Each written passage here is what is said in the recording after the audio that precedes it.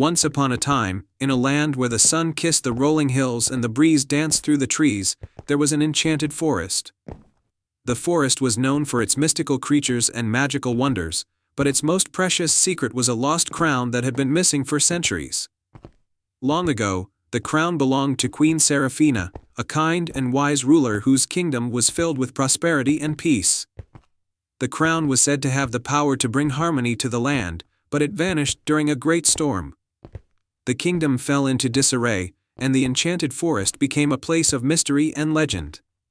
In a small village on the edge of the enchanted forest lived a brave girl named Lyra. Lyra was known for her curiosity and her love for adventure. One day, while exploring the village's old library, she came across a tattered scroll with a map of the enchanted forest. The scroll hinted at the location of the lost crown. Lyra's heart raced with excitement. She decided to embark on a quest to find the crown and restore peace to the land. With a small satchel of supplies and a sense of determination, she set off into the forest. As Lyra ventured deeper into the enchanted forest, she encountered a series of magical beings who offered her guidance. The first was a wise old turtle named Tiberius, who was known for his knowledge of the forest. "Welcome, young traveler," Tiberius said in a deep, gravelly voice. "To find the lost crown, you must pass 3 trials. The first is the trial of courage. Follow the path of glowing mushrooms to find the hidden cave." Lyra thanked Tiberius and followed the path marked by the glowing mushrooms. The trail led her to a dark, mysterious cave. Inside, she faced her fear of the unknown and navigated through the shadows until she found a hidden chamber. There, she discovered a crystal vial filled with sparkling stardust, which was the key to the next trial. Exiting the cave, Lyra continued her journey and soon met a graceful deer named Alara, who guided her to a shimmering waterfall. "The second trial is the trial of wisdom," Alara explained. "You must solve the riddle of the waterfall to proceed." Lyra listened carefully as the waterfall began to speak in a gentle, rhythmic tone. The riddle was about balance and harmony, and after some thought, Lyra answered correctly. The waterfall parted to reveal a hidden path leading to a serene glade, where she found a golden leaf with intricate engravings. With the leaf in hand, Lyra proceeded to the final trial. The path led her to a grove where the trees seemed to whisper and sway in a rhythmic dance. Here, she encountered a mystical unicorn named Orion. "The final trial is the trial of kindness," Orion said. "You must help a creature in need to earn the last piece of the crown." In the grove, Lyra found a small, injured bird with a broken wing. She carefully tended to the bird, using her knowledge of herbs and her gentle touch to heal it. The bird chirped gratefully and flew off, leaving behind a delicate, silver feather. With the feather in hand, Lyra returned to the enchanted forest's heart, where she placed the stardust, golden leaf, and silver feather on an ancient altar. The forest's magic began to swirl around her, and a radiant light emerged from the altar, revealing the lost crown, which gleamed with an otherworldly glow. Lyra carefully picked up the crown and felt its powerful energy. She made her way back to the kingdom, where she placed the crown on a pedestal in the village square. The crown's magic spread throughout the land, bringing peace and prosperity back to the kingdom. The villagers celebrated Lyra's bravery and kindness, and the story of her quest was passed down through generations as a reminder of the power of courage, wisdom, and compassion. The enchanted forest became a place of harmony and wonder, and the lost crown was cherished as a symbol of hope and unity. And so, the kingdom thrived once more, forever touched by the magic of the enchanted forest in the heart of a brave girl who restored its lost crown. The end. Once upon a time, in a village nestled between misty mountains and the sparkling lake, lived a young girl named Lila. Lila was known for her creativity and her vivid dreams. Each night, she would drift off to sleep and her dreams would weave tales of magical lands, fantastic creatures, and daring adventures. One evening, as she sat by the lake, Lila noticed something unusual. A shooting star streaked across the sky, trailing a ribbon of shimmering light. The star seemed to be guiding her, and as she followed its path, she came upon a small, hidden cave covered in ivy. Inside the cave, Lila discovered a beautifully carved wooden box adorned with celestial patterns. She opened it carefully and found a delicate, silver thread and a note that read, "To find the dream weaver, follow the thread of stars." Intrigued, Lila picked up the silver thread, which began to glow softly. As she held it, she felt a gentle tug, as if the thread was guiding her. She followed the thread through the forest, over hills, and across a meadow, until she reached a magnificent, glowing tree in the heart of an enchanted forest. The tree's branches sparkled with countless twinkling lights, and its leaves shimmered in hues of blue and silver. At the base of the tree stood a graceful figure, a dream weaver, with a gown made of starlight and a crown of moonbeams. Her name was Astra, and her presence radiated warmth and kindness. "Welcome, Lila," Astra said with a voice that sounded like a gentle breeze. "I am Astra, the dream weaver. You have followed the thread of stars and found your way here. Your dreams are filled with great magic, and you have been chosen to help restore the balance between dreams and reality." Lila's eyes widened in wonder. "How can I help?" Astra explained that the dream realm was in danger. A shadowy creature known as the Night Wraith had stolen the Dream Stone, which kept the balance between dreams and reality. Without it, dreams were becoming chaotic and unsettling, and the dream realm was losing its light. To restore the balance, Astra continued, "You must journey to the Night Wraith's lair and retrieve the Dream Stone. Only someone with a pure heart and a brave spirit can succeed." With a determined heart, Lila accepted the quest. Astra gave her a small, star-shaped pendant. "This pendant will guide you and protect you on your journey." Lila set off towards the Night Wraith's lair, her path illuminated by the pendant's soft glow. The journey was challenging, dark forests, swirling mists, and eerie shadows. But Lila's courage never wavered, and the pendant's light helped her find her way. Finally, she arrived at the Night Wraith's lair, a gloomy cavern filled with swirling darkness. At the center of the cavern, Lila saw the Dream Stone, guarded by the Night Wraith, a creature cloaked in shifting shadows. The wraith seemed to be writhing and twisting, its eyes glowing with a sinister light. Lila took a deep breath and approached the Dream Stone. "Why have you taken the Dream Stone?" she asked bravely. The Night Wraith's voice echoed through the cavern. "I took it to plunge the dream realm into eternal darkness. I was jealous of the light and the dreams of others. I wanted the power for myself." Lila looked at the Night Wraith with compassion. "The Dream Stone is meant to bring balance and light to everyone's dreams. Taking it only causes suffering. Please, return it, and we can find a way to share the light." The Night Wraith hesitated, its form flickering and dimming. Lila's words seemed to touch something within it. With a reluctant sigh, the Night Wraith relinquished the Dream Stone. As soon as the stone was returned, its light filled the cavern, dispelling the shadows and restoring the balance. Lila took the Dream Stone back to the enchanted tree. Astra awaited her arrival with a radiant smile. "You have done it, Lila. The Dream Stone has been restored, and the balance between dreams and reality is saved. Your bravery and kindness have brought light back to the dream realm." Astra presented Lila with a gift, a woven dream catcher adorned with stardust. "This dream catcher will help you keep your dreams safe and magical.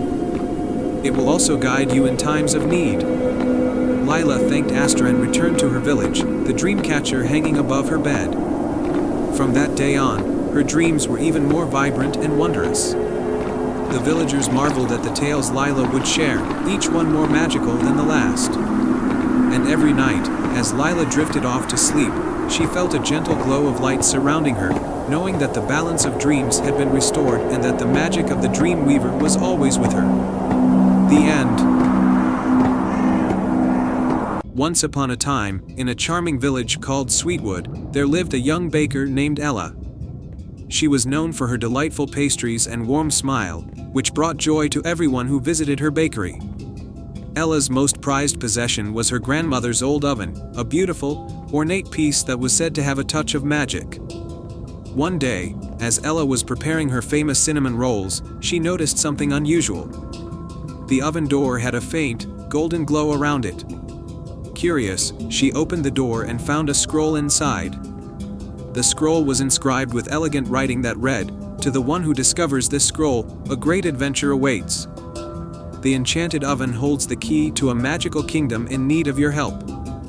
Follow the instructions to uncover the portal and embark on a quest to save the land of Pastreria."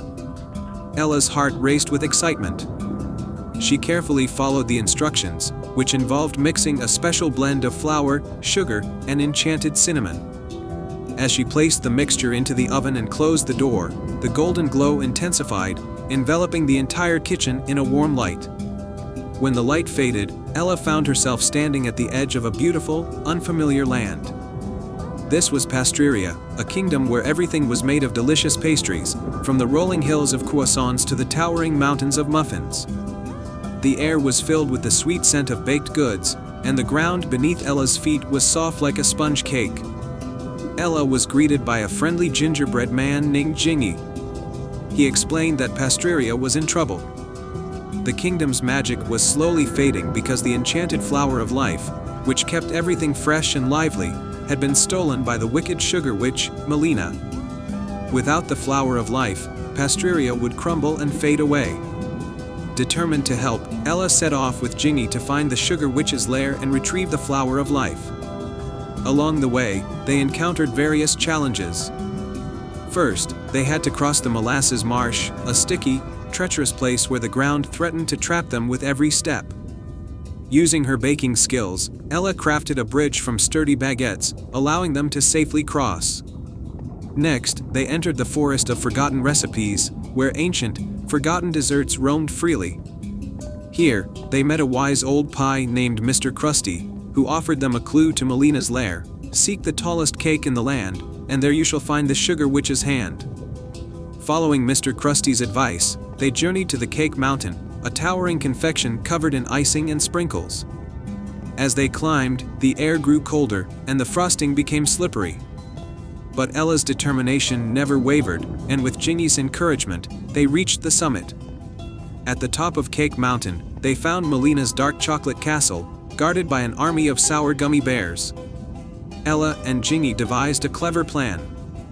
They used the enchanted cinnamon to create a fragrant distraction, luring the gummy bears away from their posts with its irresistible aroma. Sneaking into the castle, they found Melina in her grand kitchen, gloating over the stolen flower of life. With quick thinking and a sprinkle of enchanted cinnamon, Ella managed to disarm Melina and retrieve the precious flower.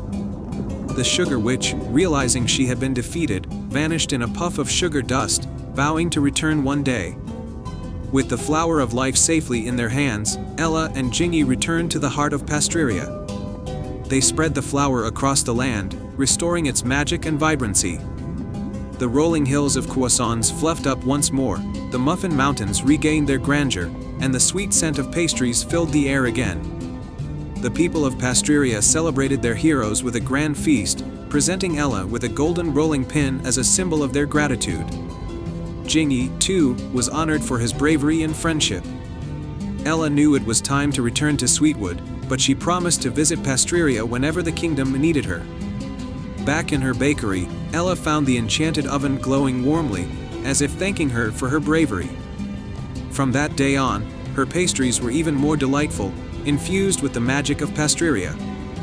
The villagers of Sweetwood often gathered to hear Ella's tales of adventure, and her bakery became a place of wonder and joy.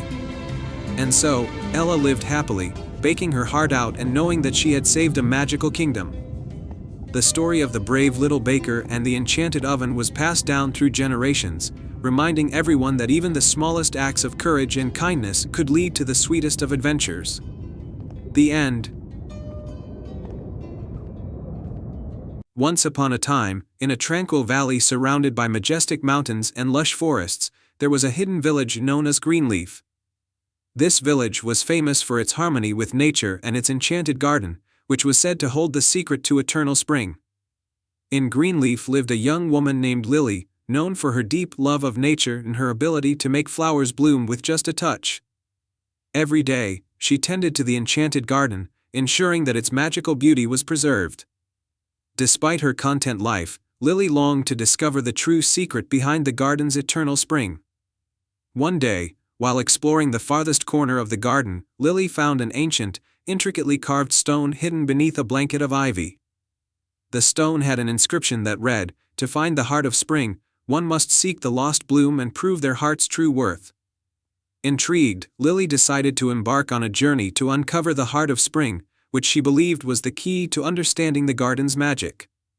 She packed a small satchel with provisions and set out on her quest, guided by the cryptic message. Lily's journey took her through enchanted forests and over rolling hills. Along the way, she encountered various magical creatures, a wise old owl who shared valuable advice, a mischievous sprite who played tricks on her, and a gentle deer who offered her guidance through the dense woods. One evening, as the sun set and the sky turned a brilliant orange, Lily arrived at a shimmering lake. At its center was an island covered in beautiful, glowing flowers. On the island stood a magnificent tree, its branches adorned with twinkling lights. Lily felt a sense of wonder and knew she had reached a crucial part of her journey. However, the way to the island was guarded by a riddle-spouting fox. The fox, with its golden fur and sharp eyes, looked at Lily and said, "To cross the waters and reach the heart of spring, you must answer my riddle. Only then will the path be revealed." Lily nodded, ready for the challenge. The fox posed the riddle, "I speak without a mouth and hear without ears. I have no body, but I come alive with the wind. What am I?" Lily pondered the riddle carefully. After a moment, she replied, "An echo." The fox's eyes sparkled with approval. "You have answered correctly. The path is now open." With a graceful wave of its tail, the fox vanished, and a path of glowing stones appeared, leading Lily across the lake. As she walked along the path, she felt the magic of the heart of spring drawing nearer. When she reached the island, Lily approached the magnificent tree. At its base, nestled among the roots, was a single, radiant flower. It was unlike any she had ever seen, its petals shimmered with all the colors of the rainbow, and its center glowed with a warm, golden light. This was the lost bloom, the heart of spring. As Lily reached out to touch the flower, a gentle voice spoke from the tree. "To truly understand the magic of the heart of spring, you must prove your heart's worth. Show me the kindness and love you have for the world." Lily closed her eyes and thought about all the creatures she had met and the beauty she had witnessed on her journey. She remembered the joy she found in helping others and the love she had for her enchanted garden. With a heartfelt promise, she said, "I wish for the heart of spring to bring joy and harmony to all who seek its magic." The flower's light grew brighter, enveloping Lily in a warm, golden glow. The tree's branches swayed gently, and a soft, melodious hum filled the air. Lily felt a profound sense of peace and connection to the world around her. The tree's voice echoed softly, "Your heart's true worth is shown in your selflessness and love. The magic of the heart of spring shall now return with you, bringing eternal spring and harmony to Greenleaf." Lily returned to her village with the heart of spring, and the enchanted garden bloomed more vibrantly than ever before. The magic of the garden spread throughout Greenleaf, filling the village with joy and prosperity. The villagers celebrated Lily's bravery and kindness, and her story became a cherished legend in Greenleaf. The enchanted garden continued to flourish, and the heart of spring's magic remained a symbol of love and harmony for generations to come. And so, Lily and the people of Greenleaf lived happily ever after, surrounded by the eternal beauty of their enchanted garden. And they all lived happily ever after. Once upon a time, in the quaint village of Bramblewood, there was a tradition that everyone looked forward to, the Lantern Festival. Every year, the villagers would light beautiful lanterns and release them into the night sky, believing that the lanterns carried their hopes and dreams up to the stars. This year, however, was different. The festival was marred by an unsettling cloud of darkness. The village had been plagued by a persistent fog that seemed to swallow the light of the lanterns, and the villagers' dreams had turned to worry. They whispered of an old legend about a magical lantern that could chase away darkness and restore hope. The legend spoke of an enchanted lantern hidden deep within the Forest of Whispers. It was said that this lantern had the power to grant one wish to anyone who could find it. Young Mira, a kind-hearted girl who loved the Lantern Festival, decided she would seek out the enchanted lantern to bring back light and joy to her village. The Forest of Whispers. One crisp morning, Mira set off towards the Forest of Whispers. The forest was known for its magical properties and its ability to communicate with those who ventured within. As Mira entered the forest, the trees seemed to lean in closer, their leaves rustling with whispers of encouragement. She followed a winding path that glowed faintly with an otherworldly light. Along the way, she met various creatures of the forest, each with their own challenges. First, she encountered a clever fox named Felix, who was guarding a bridge. To cross this bridge, Felix said, "You must answer my riddle. What has keys but can't open locks?" Mira thought for a moment and answered, "A piano." Felix nodded and allowed her to cross. "Good luck on your quest." The magical stream. Mira continued her journey until she reached a sparkling stream. The water was clear, but it shimmered with a magical glow. A graceful water nymph named Niamh appeared and told her, "To pass through, you must show your sincerity. Only the pure of heart may step onto the stepping stones without disturbing the water." Mira carefully stepped onto the stones, making sure to tread lightly and respectfully. The nymph smiled and allowed her to proceed. "You are close to finding the lantern. Trust in your heart." The wise old tree. After crossing the stream, Mira arrived at a clearing where an enormous, ancient tree stood. Its branches stretched high, and it seemed to have a face carved into its bark. This was the wise old tree, known for its knowledge of the forest's secrets. The wise old tree spoke in a deep, rumbling voice, "To find the enchanted lantern, you must offer something precious to you." Mira thought about the village and her family. She reached into her satchel and took out a small locket given to her by her grandmother, a cherished family heirloom. She gently placed the locket at the base of the tree. The tree's branches swayed as if in approval. "You have shown true selflessness. Follow the path of moonlight, and you will find what you seek." The lantern's light. Mira followed the path illuminated by a soft, silvery light. It led her to a hidden glade bathed in moonlight. In the center of the glade was an old, ornate lantern, glowing with a warm, inviting light. The enchanted lantern was even more beautiful than she had imagined, adorned with intricate patterns and shimmering with an inner glow. As Mira approached the lantern, it spoke, "I am the enchanted lantern. You have shown bravery, kindness, and selflessness. What is your wish?" Mira took a deep breath and wished, "I wish for my village to be free from darkness and for the Lantern Festival to bring joy and hope once more." The lantern's light grew brighter, and a gentle breeze carried Mira's wish back to her village. The fog that had blanketed Bramblewood began to lift, and the stars twinkled brightly above. Returned to Bramblewood with the lantern safely in her possession, Mira made her way back to Bramblewood. As she entered the village, the fog had completely vanished, and the villagers were filled with awe and joy at the sight of the clear night sky. Mira placed the enchanted lantern at the center of the village square, and its light spread out, filling the entire village with a warm, golden glow. The Lantern Festival resumed with renewed energy and happiness, and the villagers danced and celebrated under the stars. Mira's bravery and selflessness had restored the magic of the Lantern Festival. The village thrived with hope and joy, and the enchanted lantern became a cherished symbol of their resilience and unity. And so, the legend of the enchanted lantern lived on, reminding everyone that even in the darkest times, a kind heart and a brave spirit could bring light and hope. The end. Once upon a time, in a tranquil village named Eldegrove, there was a well known for its mystical whispers. The well, tucked away in the heart of an ancient forest, was said to hold the wisdom of the ages. It whispered secrets to those who approached it with a pure heart and a kind spirit. The villagers believed that listening to the whispers could guide them through their greatest challenges. The village was home to a kind-hearted young woman named Iris. Iris loved her village deeply and was known for her generous spirit. Despite her humble means, she always found ways to help those in need, whether it was nursing sick animals back to health or aiding her neighbors with their daily tasks. One spring, a severe drought struck Eldegrove. The once vibrant fields became parched, and the riverbeds ran dry. The villagers were troubled, for their crops were failing, and their wells were running low. The only hope was the Whispering Well, which had not been visited in many years. The village elder, Old Merle, suggested that Iris seek the well's guidance. With a heavy heart, Iris agreed. She ventured into the forest, following the winding path to the Whispering Well.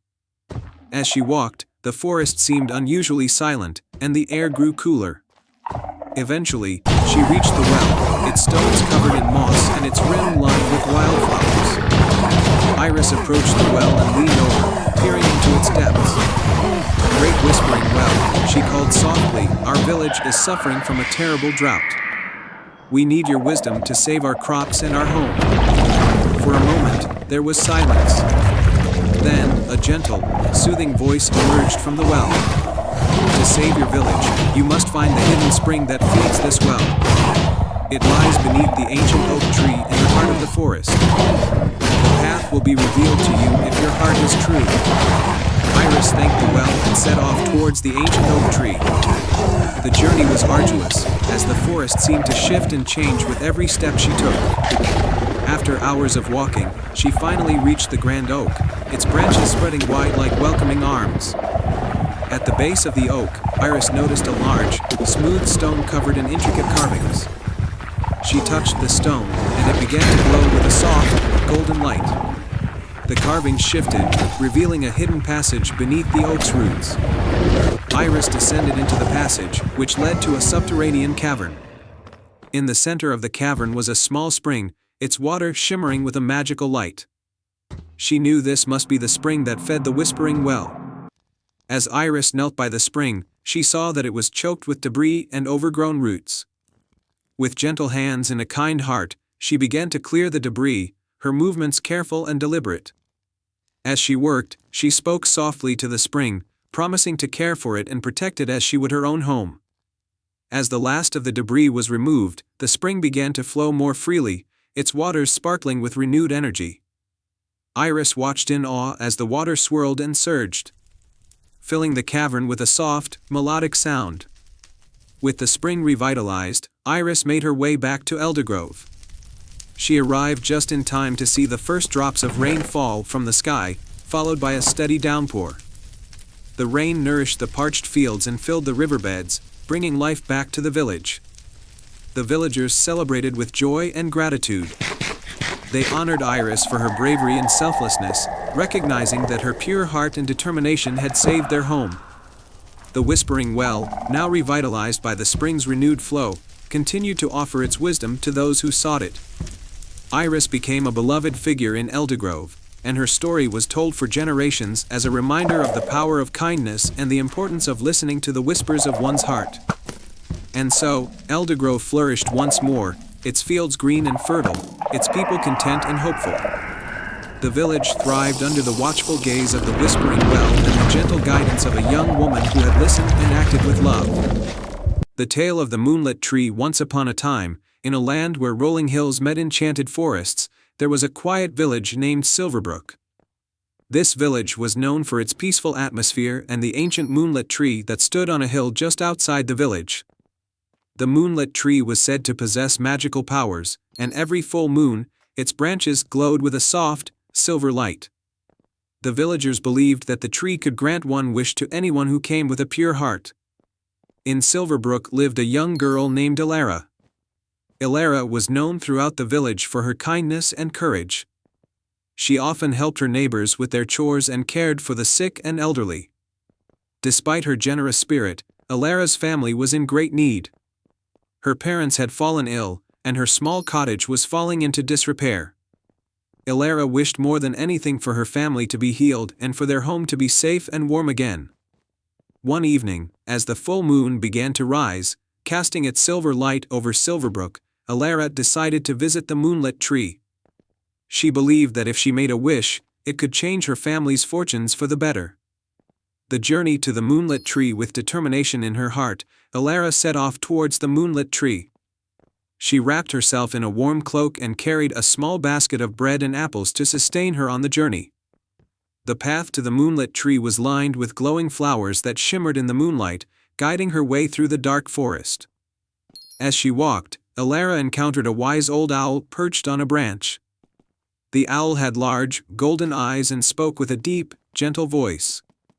"To reach the moonlit tree, you must first answer my riddle. I have keys, but open no locks. I have space, but no rooms. You can enter, but not go outside. What am I?" Elara thought carefully and answered, "A piano." The owl nodded in approval and pointed her towards a narrow, winding path that led up the hill to the moonlit tree. Elara thanked the owl and continued on her way. The moonlit tree. When Elara arrived at the moonlit tree, she was mesmerized by its beauty. The tree's silver branches glowed softly in the moonlight, and the air around it was filled with a calming, magical presence. Elara approached the tree with a sense of awe and reverence.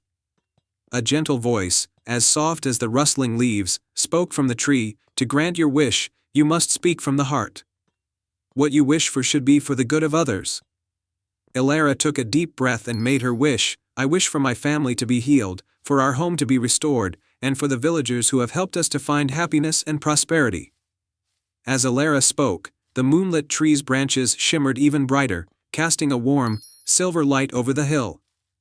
The light flowed outwards, spreading across the village and through the forest, touching every corner with its gentle magic. The miracle of the moonlit tree. When Elara returned to her village, she was greeted with a breathtaking sight.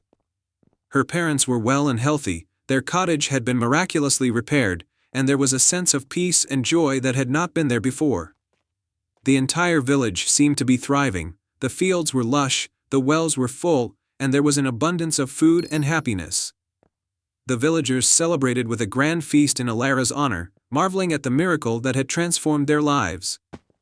They were grateful for the magic of the moonlit tree and the selflessness of Elara. Elara's story became a cherished tale in Silverbrook, a reminder of the power of kindness and the magic that comes from a pure heart. The moonlit tree continued to stand as a beacon of hope, its silver light a symbol of the love and unity that bound the village together. And so, Silverbrook flourished, forever blessed by the magic of the moonlit tree and the heart of one extraordinary young girl. Once upon a time, in a village nestled at the edge of an enchanted forest, there lived a young girl named Mira. Mira had a special gift. She could weave dreams into beautiful tapestries. Every night, she would sit by her loom, and as she wove, the dreams she captured would come to life in shimmering threads of gold and silver. The villagers adored Mira's tapestries. They brought hope and joy, filling their homes with dreams of adventure, peace, and wonder. But there was one dream that Mira had never been able to weave, the dream of the Starlight Weaver, an ancient legend that spoke of a magical tapestry woven from the light of the stars. One evening, as Mira worked by the light of a crescent moon, she heard a soft whisper in the wind. "Seek the Starlight Weaver, and your greatest dream shall come true." Determined to unravel the mystery, Mira set out the next morning to find the legendary Starlight Weaver. She ventured into the enchanted forest, guided by the whispers of the wind and the sparkle of the twilight. The forest was alive with magic. Glowing fireflies danced around her, and trees whispered secrets of old. After walking for hours, Mira reached a clearing where a magnificent tree stood, its branches adorned with twinkling lights that shimmered like stars. At the base of the tree was a small door. Mira knocked gently, and the door creaked open to reveal a cozy room filled with threads of every color imaginable.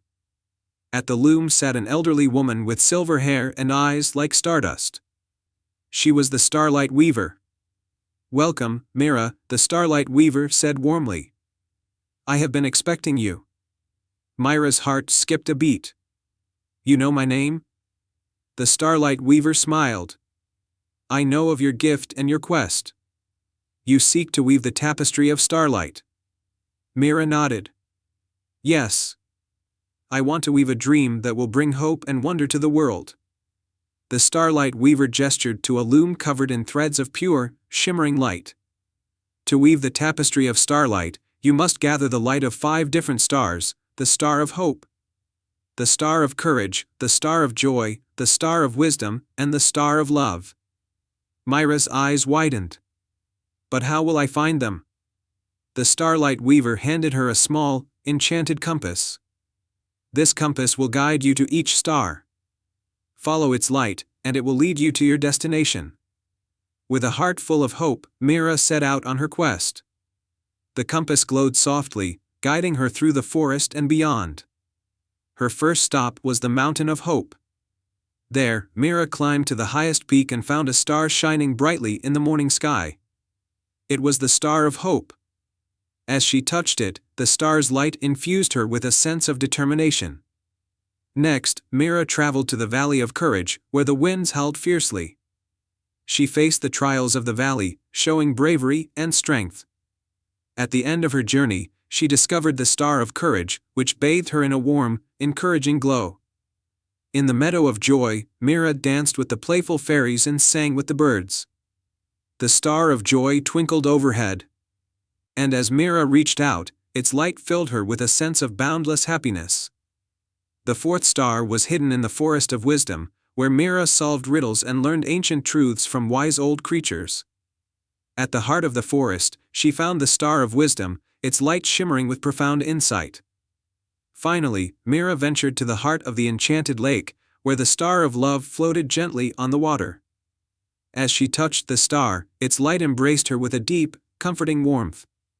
With all 5 stars collected, Mira returned to the Starlight Weaver. The old woman guided her in weaving the magical tapestry. Mira worked tirelessly, her loom glowing with the combined light of the stars. The tapestry took shape, a breathtaking work of art that shimmered with hope, courage, joy, wisdom, and love. When the tapestry was complete, the Starlight Weaver presented it to Mira. "You have created a masterpiece," she said. "This tapestry will inspire and bring light to all who see it." Mira thanked the Starlight Weaver and returned to her village, carrying the tapestry with great pride. The villagers marveled at its beauty and were filled with a renewed sense of wonder and hope. The tapestry was hung in the village square, and its light reached every corner of the land. Mira's gift continued to bring joy and inspiration to everyone who gazed upon it. And so, the Starlight Weaver's legacy lived on through Mira's creation, a testament to the power of dreams and the magic of the stars. The end. Once upon a time, in a quaint village nestled between misty mountains and a sparkling river, there lived a kind old woman named Agnes. Agnes was known throughout the village for her warm heart and her collection of beautiful lanterns. Each lantern was unique, with intricate designs that seemed to come alive when lit. One evening, as the village prepared for the annual Festival of Lights, Agnes discovered that her most treasured lantern, a delicate creation adorned with shimmering jewels and golden filigree, was missing. This lantern was said to hold a magical glow that could reveal hidden truths and bring hope to those in despair. Desperate to find her lantern before the festival, Agnes asked her neighbor, a curious young girl named Lily, for help. Lily was always eager for an adventure, and she agreed to assist Agnes in the search. The two of them set out into the forest, where Agnes had last seen the lantern. The forest was filled with the sounds of chirping crickets and rustling leaves. As they ventured deeper, they came across a wise old owl perched on a gnarled branch. "Have you seen a lantern with a magical glow?" Lily asked the owl. The owl hooted thoughtfully. "To find what you seek, you must first follow the path of the moonlight and solve the riddle of the forest." The owl presented them with a riddle. "I have cities but no houses, forests but no trees, and rivers but no water. What am I?" Lily thought for a moment and answered, "A map." The owl nodded and directed them to a hidden glade where the moonlight cast a soft, silver glow. In the center of the glade stood an ancient stone pedestal with a second riddle inscribed upon it. The riddle read, "The more you take, the more you leave behind. What am I?" Agnes and Lily pondered the riddle, and Lily finally guessed, "Footsteps." The pedestal shifted, revealing a narrow path that led them to a magical clearing bathed in moonlight. There, they discovered a small, sparkling stream with water that seemed to twinkle like stardust. On a rock beside the stream sat the missing lantern, glowing with an ethereal light. However, as they approached, a mischievous forest sprite appeared. "That lantern is mine now," the sprite declared, clutching the lantern tightly. "I found it and wanted to keep it for myself." Lily stepped forward bravely. "We only seek to return it to its rightful owner, so it can bring light and joy to others. The sprite looked at Lily with a curious expression. Prove that you truly deserve this lantern by showing me the light in your heart. Lily, with her pure and genuine spirit, began to speak about her love for her village and her desire to help others. Her words were filled with warmth and sincerity, and the sprite could feel the truth in her heart. You have shown great kindness and selflessness, the sprite said, handing the lantern back to Lily. May this lantern guide you and bring light to those in need. With the lantern safely in hand, Agnes and Lily made their way back to the village just in time for the Festival of Lights. As the lantern was lit and placed at the center of the village square, its magical glow filled the night sky with a brilliant, soothing light. The villagers gathered around, awed by the lantern's beauty and the sense of hope it brought. The festival was a great success, and the villagers celebrated not only the return of the magical lantern but also the bravery and kindness of Lily and Agnes. The story of their adventure became a cherished tale in the village, a reminder of the power of light, kindness, and the courage to seek what is right. And so, the village of the Festival of Lights continued to shine brightly, thanks to the enchanted lantern and the heartwarming tale of a young girl and her kind friend. Once upon a time, in a quiet village nestled by the edge of an ancient forest, there was a peculiar shop known as the Lantern of Lost Wishes. The shop was run by an elderly woman named Mabel, who was renowned for her mysterious and enchanting collection of magical items. The centerpiece of the shop was a delicate lantern that glowed with a soft, golden light. The villagers believed that this lantern had the power to grant lost wishes and bring forgotten dreams to life. In this village lived a young boy named Oliver. Oliver was known for his boundless curiosity and his love of stories. Despite his cheerful demeanor, Oliver had a secret wish that had been buried deep within his heart for as long as he could remember. He wished to find his long-lost brother, Elias, who had disappeared many years ago. One chilly autumn evening, as the first stars began to twinkle in the twilight sky, Oliver decided to visit Mabel's shop. He hoped that the lantern might hold a clue to finding Elias. The shop was filled with the scent of old books and spices. And Mabel greeted Oliver with a warm smile. "Welcome, young Oliver," Mabel said kindly. "I sense that you seek something important." Oliver nodded, his heart pounding with hope and fear. "I want to find my brother, Elias. I've heard that your lantern can grant lost wishes. Can it help me?" Mabel's eyes twinkled with understanding. The Lantern of Lost Wishes has indeed brought hope to many. However, it can only reveal its magic to those who approach it with a pure heart and a sincere wish. If you are truly determined, you may find what you seek. Mabel handed Oliver a small, ornate key. This key will unlock the lantern's magic. But remember, the lantern reveals what you need, not necessarily what you expect. Approach it with an open heart and follow where it leads. Oliver thanked Mabel and, with the key in hand, made his way home. That night, under the light of the full moon, he carefully unlocked the lantern and watched as its golden light filled the room. As the lantern glowed brighter, Oliver noticed that it began to project shimmering images on the walls, images of distant places, hidden paths, and a figure that looked strikingly familiar. The images formed a map, showing a route through the ancient forest and leading to a secluded cabin. Oliver felt a surge of excitement and determination. The next morning, he set out on the journey outlined by the lantern, guided by the hope of finding Elias. The path through the forest was long and winding, but Oliver's heart remained steadfast. He followed the map's directions, encountering various challenges along the way: a deep river that he crossed using a fallen tree, a steep hill that he climbed with the help of a kind deer, and a dark cave that he navigated with a lantern he had brought along. At last, Oliver reached the secluded cabin shown on the map. It was a small, charming place surrounded by wildflowers and bathed in the golden light of the setting sun. As Oliver approached the cabin, he noticed a figure sitting on the porch, reading a book.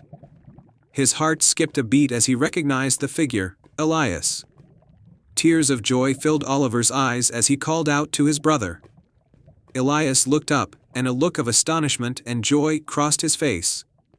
"Oliver? Is that you?" Elias exclaimed, rushing to embrace his brother. The siblings were reunited, their hearts overflowing with happiness. Elias explained that he had been living in the cabin for years, having been separated from the village due to a series of unfortunate events. He had always hoped to find his way back home but had been unable to. Oliver shared the story of how he had used the Lantern of Lost Wishes to find him. Together, they marveled at the magic of the lantern and the incredible journey that had brought them together. The two brothers returned to the village, where they were warmly welcomed back. The village celebrated their reunion with a grand feast, and the story of the Lantern of Lost Wishes became a cherished tale. The lantern continued to glow softly in Mabel's shop, a symbol of hope and the power of true wishes. Oliver and Elias were forever grateful for the magic that had reunited them and for the love that had guided them on their journey. And so, the village thrived with joy and unity, and the Lantern of Lost Wishes remained a beacon of dreams and the miracles that can happen when hearts are open and wishes are true. The end. Once upon a time, in a charming village nestled at the edge of a vast, mystical forest, there was a legend of a magical artifact known as the Starlight Compass. It was said that this compass could guide its holder to their heart's deepest desire and restore balance to their world. For years, the compass had been lost, and the village had fallen into a period of gloom and uncertainty. In the heart of this village lived a young woman named Maris. Maris was known for her kindness and bravery, always helping others in need. One day, the village elder, who had grown frail and wise with age, revealed to Maris that the village's only hope lay in finding the Starlight Compass. The elder explained that the compass had been hidden away in the enchanted forest, guarded by magical creatures and challenging trials. Determined to help her village, Maris set out on a quest to find the Starlight Compass and restore hope to her people. The first challenge, the Whispering Glade. Maris began her journey in the Whispering Glade, a serene meadow where the flowers seemed to whisper secrets of the forest.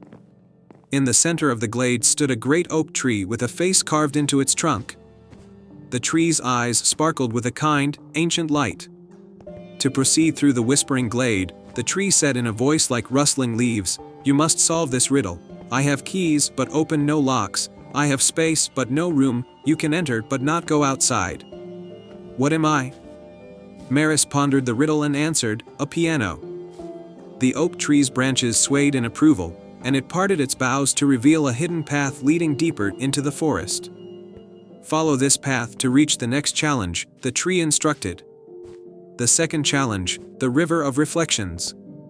Maris followed the path and soon arrived at the River of Reflections, a crystal-clear river that mirrored the sky and surrounding trees perfectly. The river was guarded by a shimmering water sprite who danced gracefully on the water's surface.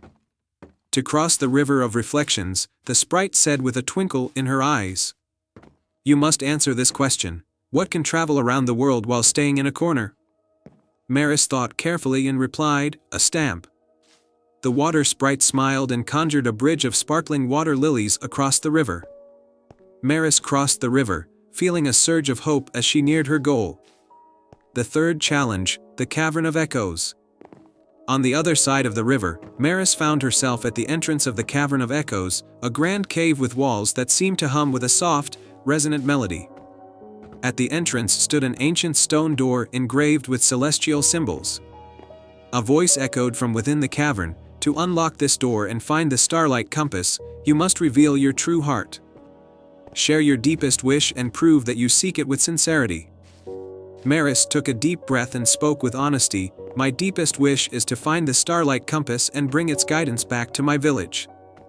I want to restore hope and bring balance to our lives." The cavern's walls began to glow with a warm, golden light, and the ancient door slowly creaked open, revealing a magnificent chamber. In the center of the chamber rested the Starlight Compass, its needle glowing with a soft, ethereal light. The revelation, restoring the village. With the Starlight Compass in her possession, Maris returned to her village. As she held the compass aloft, its light spread out in a gentle, warm glow that enveloped the village. The crops began to grow again, the rivers flowed with crystal-clear water, and a sense of joy and harmony was restored. The villagers gathered around Maris, marveling at the transformation and celebrating the return of their prosperity and happiness. The elder praised Maris for her courage and selflessness, and the story of her quest became a cherished legend in the village. Under the guiding light of the starlight compass, the village thrived once more, and Maris' bravery was remembered as a beacon of hope and kindness. The compass continued to shine brightly, a symbol of the power of dreams and the magic that lies in a pure heart. Once upon a time, in a quaint village nestled between lush green hills and the shimmering blue lake, lived two siblings, Elara and Thorn. Elara was a kind-hearted girl with a curiosity that matched her bright blue eyes, while Thorn, her younger brother, was brave and adventurous, always eager to explore the unknown. Their village was surrounded by a dense forest known as the Enchanted Grove. Legends spoke of magical creatures and hidden treasures within the grove, but it was also said to be protected by an ancient enchantment that only the pure of heart could pass through. One sunny morning, Elara and Thorn set off on a new adventure. They had heard whispers of a hidden glade within the Enchanted Grove where the fabled Tree of Wishes grew. The tree, according to the legend, could grant one true wish to those who found it. With their hearts full of hope, they ventured into the grove, guided by a mysterious map they found in their grandmother's attic. As they walked deeper into the forest, the trees grew taller and the light dimmer. The air was filled with the scent of wildflowers and the sound of rustling leaves. Suddenly, a mischievous pixie named Lumina appeared before them, her wings shimmering like sunlight on water. "Where are you two headed?" Lumina asked with a twinkle in her eye. "We're looking for the Tree of Wishes," Elara replied. Lumina fluttered around them, her laughter like the tinkling of tiny bells. "Many have sought the tree, but few have found it. The path is perilous and full of challenges. But I see something special in both of you. I will guide you, but you must prove your worth along the way." The siblings agreed, and Lumina led them to their first challenge, a bridge guarded by a fierce troll named Grumble. The troll demanded a riddle be solved before they could pass. "I speak without a mouth and hear without ears. I have no body, but I come alive with wind. What am I?" Grumble growled. Elara thought for a moment and then answered, "An echo." Grumble grunted, but a smile tugged at his lips. "Correct. You may pass." The trio continued their journey until they reached a wide river with no bridge or boat in sight. Lumina pointed to a family of beavers nearby. "Perhaps they can help." Thorn approached the beavers and asked for their assistance. The beavers agreed to build a bridge if the siblings could help them find food. Elara and Thorn worked together, gathering berries and nuts, and soon the beavers constructed a sturdy bridge. As they crossed the river, Lumina warned them of their final challenge, a maze of thorns that could only be navigated by those with pure intentions. Holding hands, Elara and Thorn entered the maze, their hearts united in their quest. They walked with determination, helping each other through the twists and turns. At the maze's end, they found themselves in a serene glade bathed in golden light. In the center stood the majestic Tree of Wishes, its branches heavy with sparkling fruit. A gentle voice spoke from the tree, "You have shown bravery, kindness, and purity of heart. You may each make a wish." Elara wished for the prosperity and happiness of their village, while Thorn wished for their parents' good health and long life. The tree shimmered, and the wishes were granted. As a token of gratitude, the tree gave them each a golden leaf, promising that they would always find their way back to the glade when needed.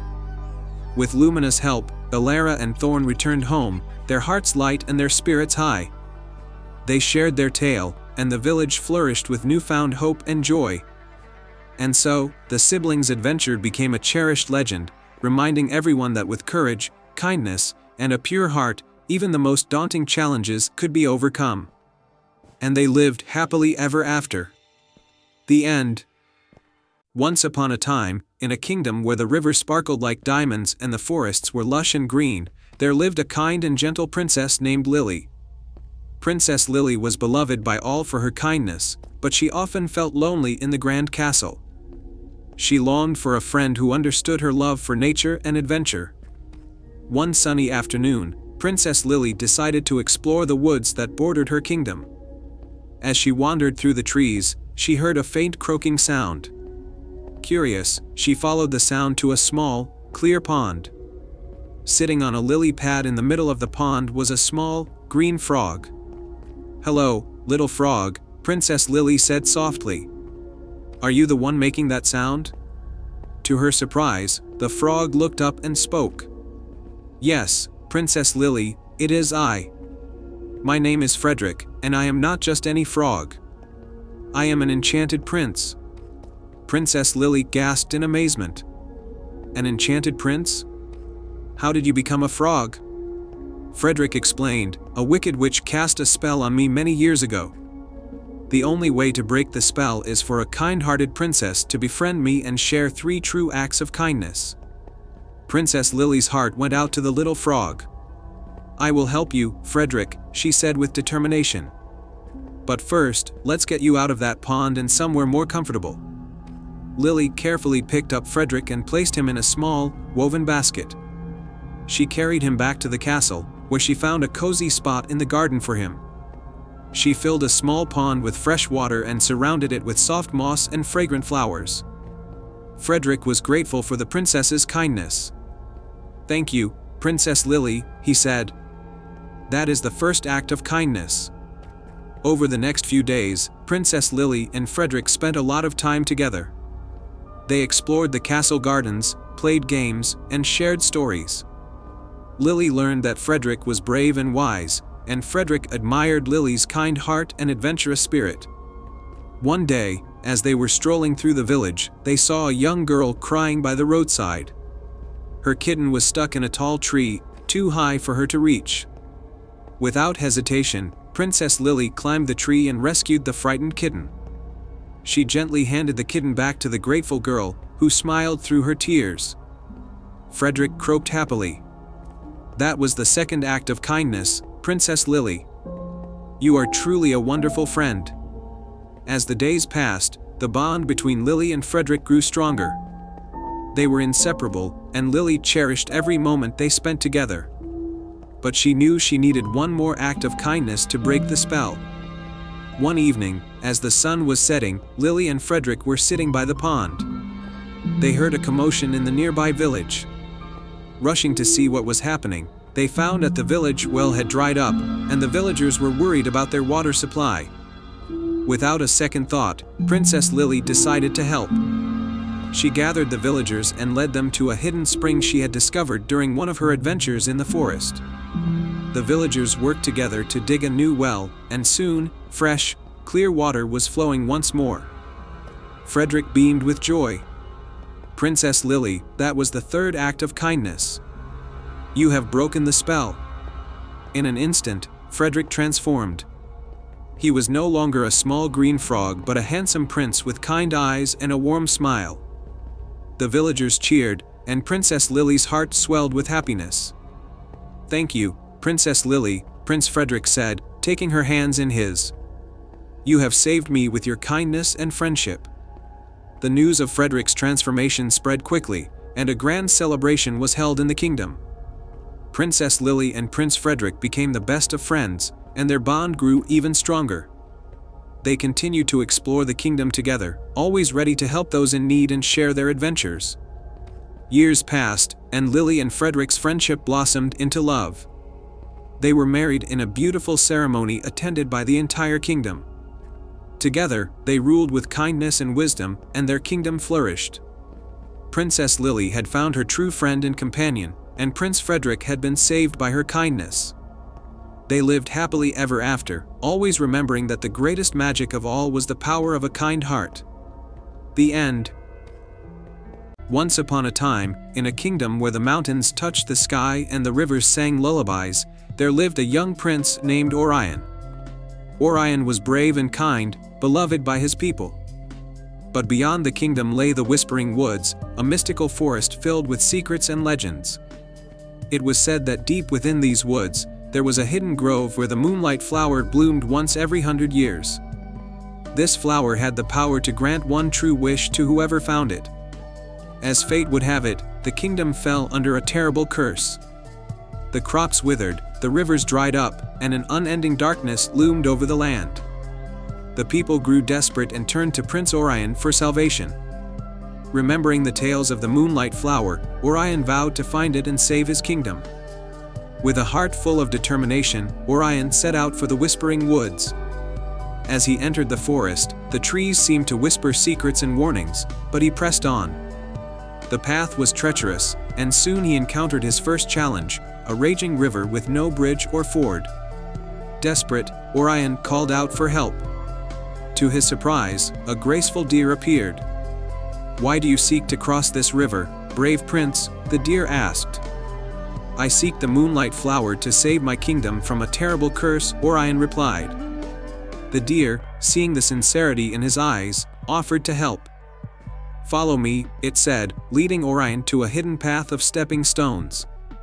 Grateful, Orion crossed the river safely and continued his journey. Deeper into the woods, Orion came upon a glade where a fierce griffin was trapped in a net. The creature thrashed and roared, its golden feathers glinting in the dim light. Without hesitation, Orion approached and cut the net, freeing the griffin. "Why did you free me, human?" the griffin asked, its voice a blend of curiosity and gratitude. "Because no creature deserves to be trapped," Orion replied. "I seek the moonlight flower to lift a curse from my kingdom."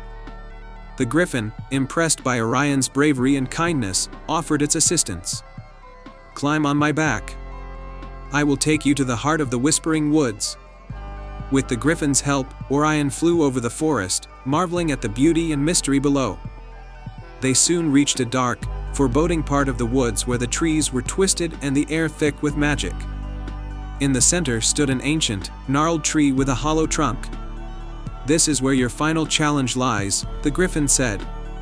"Inside the tree, you must face your greatest fear." Orion took a deep breath and stepped into the hollow tree. Inside, he was engulfed in darkness, and the whispers of the forest grew louder, turning into taunts and jeers.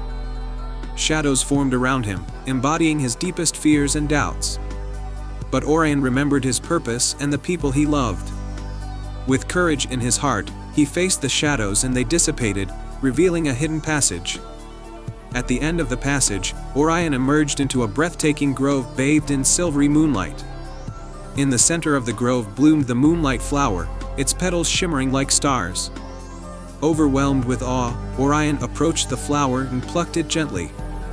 As he did, the grove filled with a radiant light, and a soothing voice echoed, "You have shown bravery, kindness, and a pure heart. Your wish shall be granted." With the flower in hand, Orion wished for his kingdom to be freed from the curse. Instantly, he was transported back to his kingdom, where the sun was shining, the rivers flowing, and the fields lush with crops. The curse was lifted, and the people rejoiced. Prince Orion's journey became a legend, a tale of courage and kindness that was told for generations. The Whispering Woods remained a place of mystery, but also of hope and magic. And every 100 years, the moonlight flower would bloom again, waiting for another pure-hearted soul to find it. And they lived happily ever after. The end. Once upon a time, in a land far away, there was a small kingdom nestled between snow-capped mountains and a shimmering lake. This kingdom was known for its beautiful gardens, but the most magnificent of all was the moonlit garden. It was said that this garden only bloomed under the light of the full moon, and its flowers had the power to heal any ailment and bring peace to troubled hearts. The moonlit garden was the creation of Queen Seraphina, who was loved by all for her wisdom and kindness.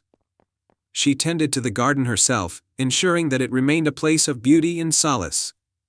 However, as the years passed, Queen Seraphina grew old and frail.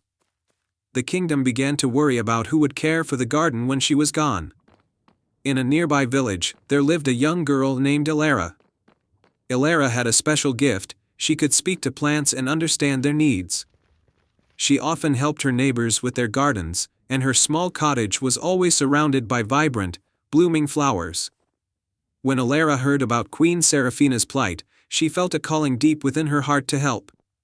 One evening, as the full moon rose high in the sky, Elara made her way to the palace. She approached the gates and requested an audience with the queen. The guards, knowing of her reputation, allowed her in. Elara found Queen Seraphina resting in the moonlit garden, her face illuminated by the soft glow of the moon.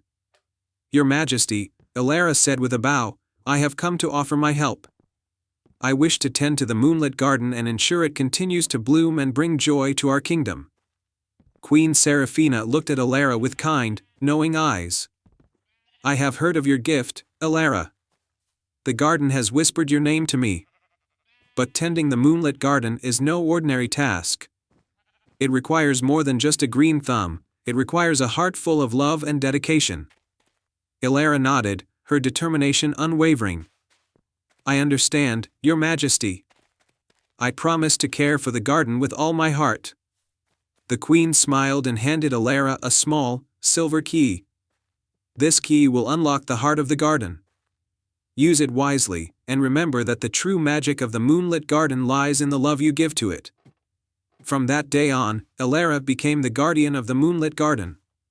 She spent her days tending to the flowers, talking to them, and ensuring they were healthy and happy. Every full moon, the garden would bloom in all its glory, and people from all over the kingdom would come to marvel at its beauty and seek its healing powers. Elara's love and dedication brought new life to the garden. The flowers bloomed more vibrantly than ever before, and their healing properties grew stronger. The kingdom thrived, and Queen Seraphina, now at peace, spent her remaining days enjoying the garden she had created. Years passed, and Elara's bond with the moonlit garden deepened. She learned the secrets of each flower, understanding their unique needs and abilities. The garden, in turn, flourished under her care, becoming a place of unparalleled beauty and magic. One night, as Elara walked through the garden under the full moon, she heard a soft, melodious voice. It was the spirit of Queen Seraphina, who had become one with the garden she loved so dearly. "Elara," the spirit said, "you have done more than just care for the garden.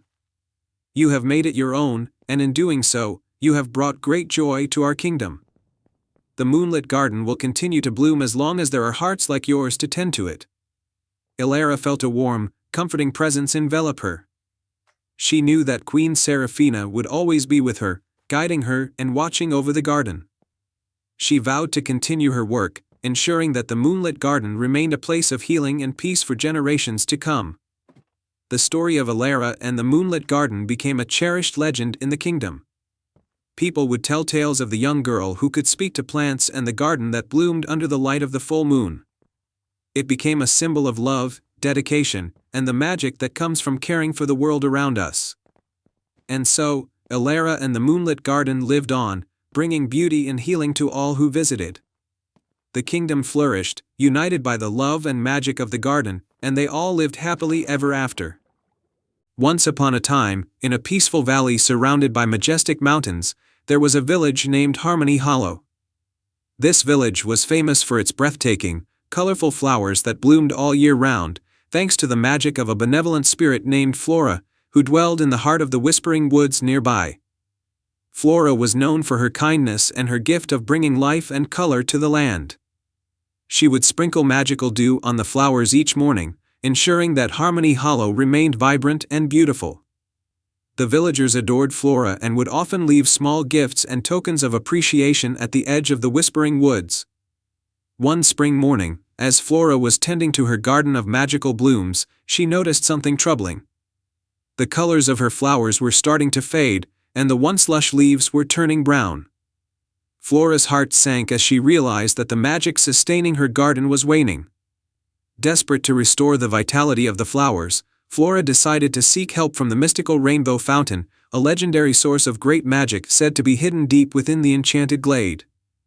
Flora knew that the journey to the Rainbow Fountain was perilous and that she needed a brave companion. She summoned her friend, a young and courageous girl named Mia from Harmony Hollow. Mia had always admired Flora's magic and was eager to help. Flora explained the situation and asked Mia to accompany her on the quest to the enchanted glade. With a nod of determination, Mia agreed. The two set off through the Whispering Woods, where the trees seemed to whisper encouraging words as they passed. Their journey took them through enchanted meadows, over sparkling streams, and into the heart of a mysterious mist that concealed the entrance to the enchanted glade. As they ventured deeper into the mist, the path became less clear, and shadows danced around them. Flora and Mia reached a shimmering archway leading into the glade. Beyond the archway lay the rainbow fountain, a magnificent waterfall cascading with liquid light in every color of the rainbow. The sight was breathtaking, but their joy was short-lived. At the base of the fountain, they found an old, rusted chest with a faded inscription: "To restore the magic, one must prove their heart's true desire." The chest was locked, and beside it was a riddle inscribed on a golden plaque: "I am not alive, yet I grow. I do not have lungs, yet I need air. I do not have a mouth, yet water kills me. What am I?" Mia pondered the riddle carefully. Flora, sensing Mia's deep focus, encouraged her. After a moment, Mia's eyes lit up with understanding. "A fire," she answered confidently. The chest creaked open, revealing a sparkling, golden key inside. Flora took the key and unlocked a hidden compartment in the rainbow fountain. The compartment contained a small, radiant vial filled with shimmering liquid. "This is the essence of eternal bloom," Flora explained. "It will restore the magic of the Whispering Woods." With the vial in hand, Flora and Mia made their way back to Harmony Hollow. Flora carefully sprinkled the essence of eternal bloom over the fading flowers and plants in her garden. As the liquid touched the leaves and petals, they began to regain their vibrant colors, and the garden once again flourished with an array of dazzling hues. The villagers of Harmony Hollow were overjoyed to see their beloved garden revived. They celebrated Flora and Mia with a grand feast and heartfelt gratitude. Flora thanked Mia for her bravery and determination, and the two friends shared a moment of happiness as they looked upon the beautiful garden that had been saved. From that day on, Flora's magic continued to bring life and color to Harmony Hollow, and Mia's bravery became a cherished tale in the village. The enchanted glade and the rainbow fountain remained a symbol of hope and renewal, and the bond between Flora and Mia became a lasting friendship that was remembered for generations to come. And so, Harmony Hollow thrived in the glow of its renewed beauty, and Flora and Mia lived happily, knowing that true friendship and courage could overcome any challenge.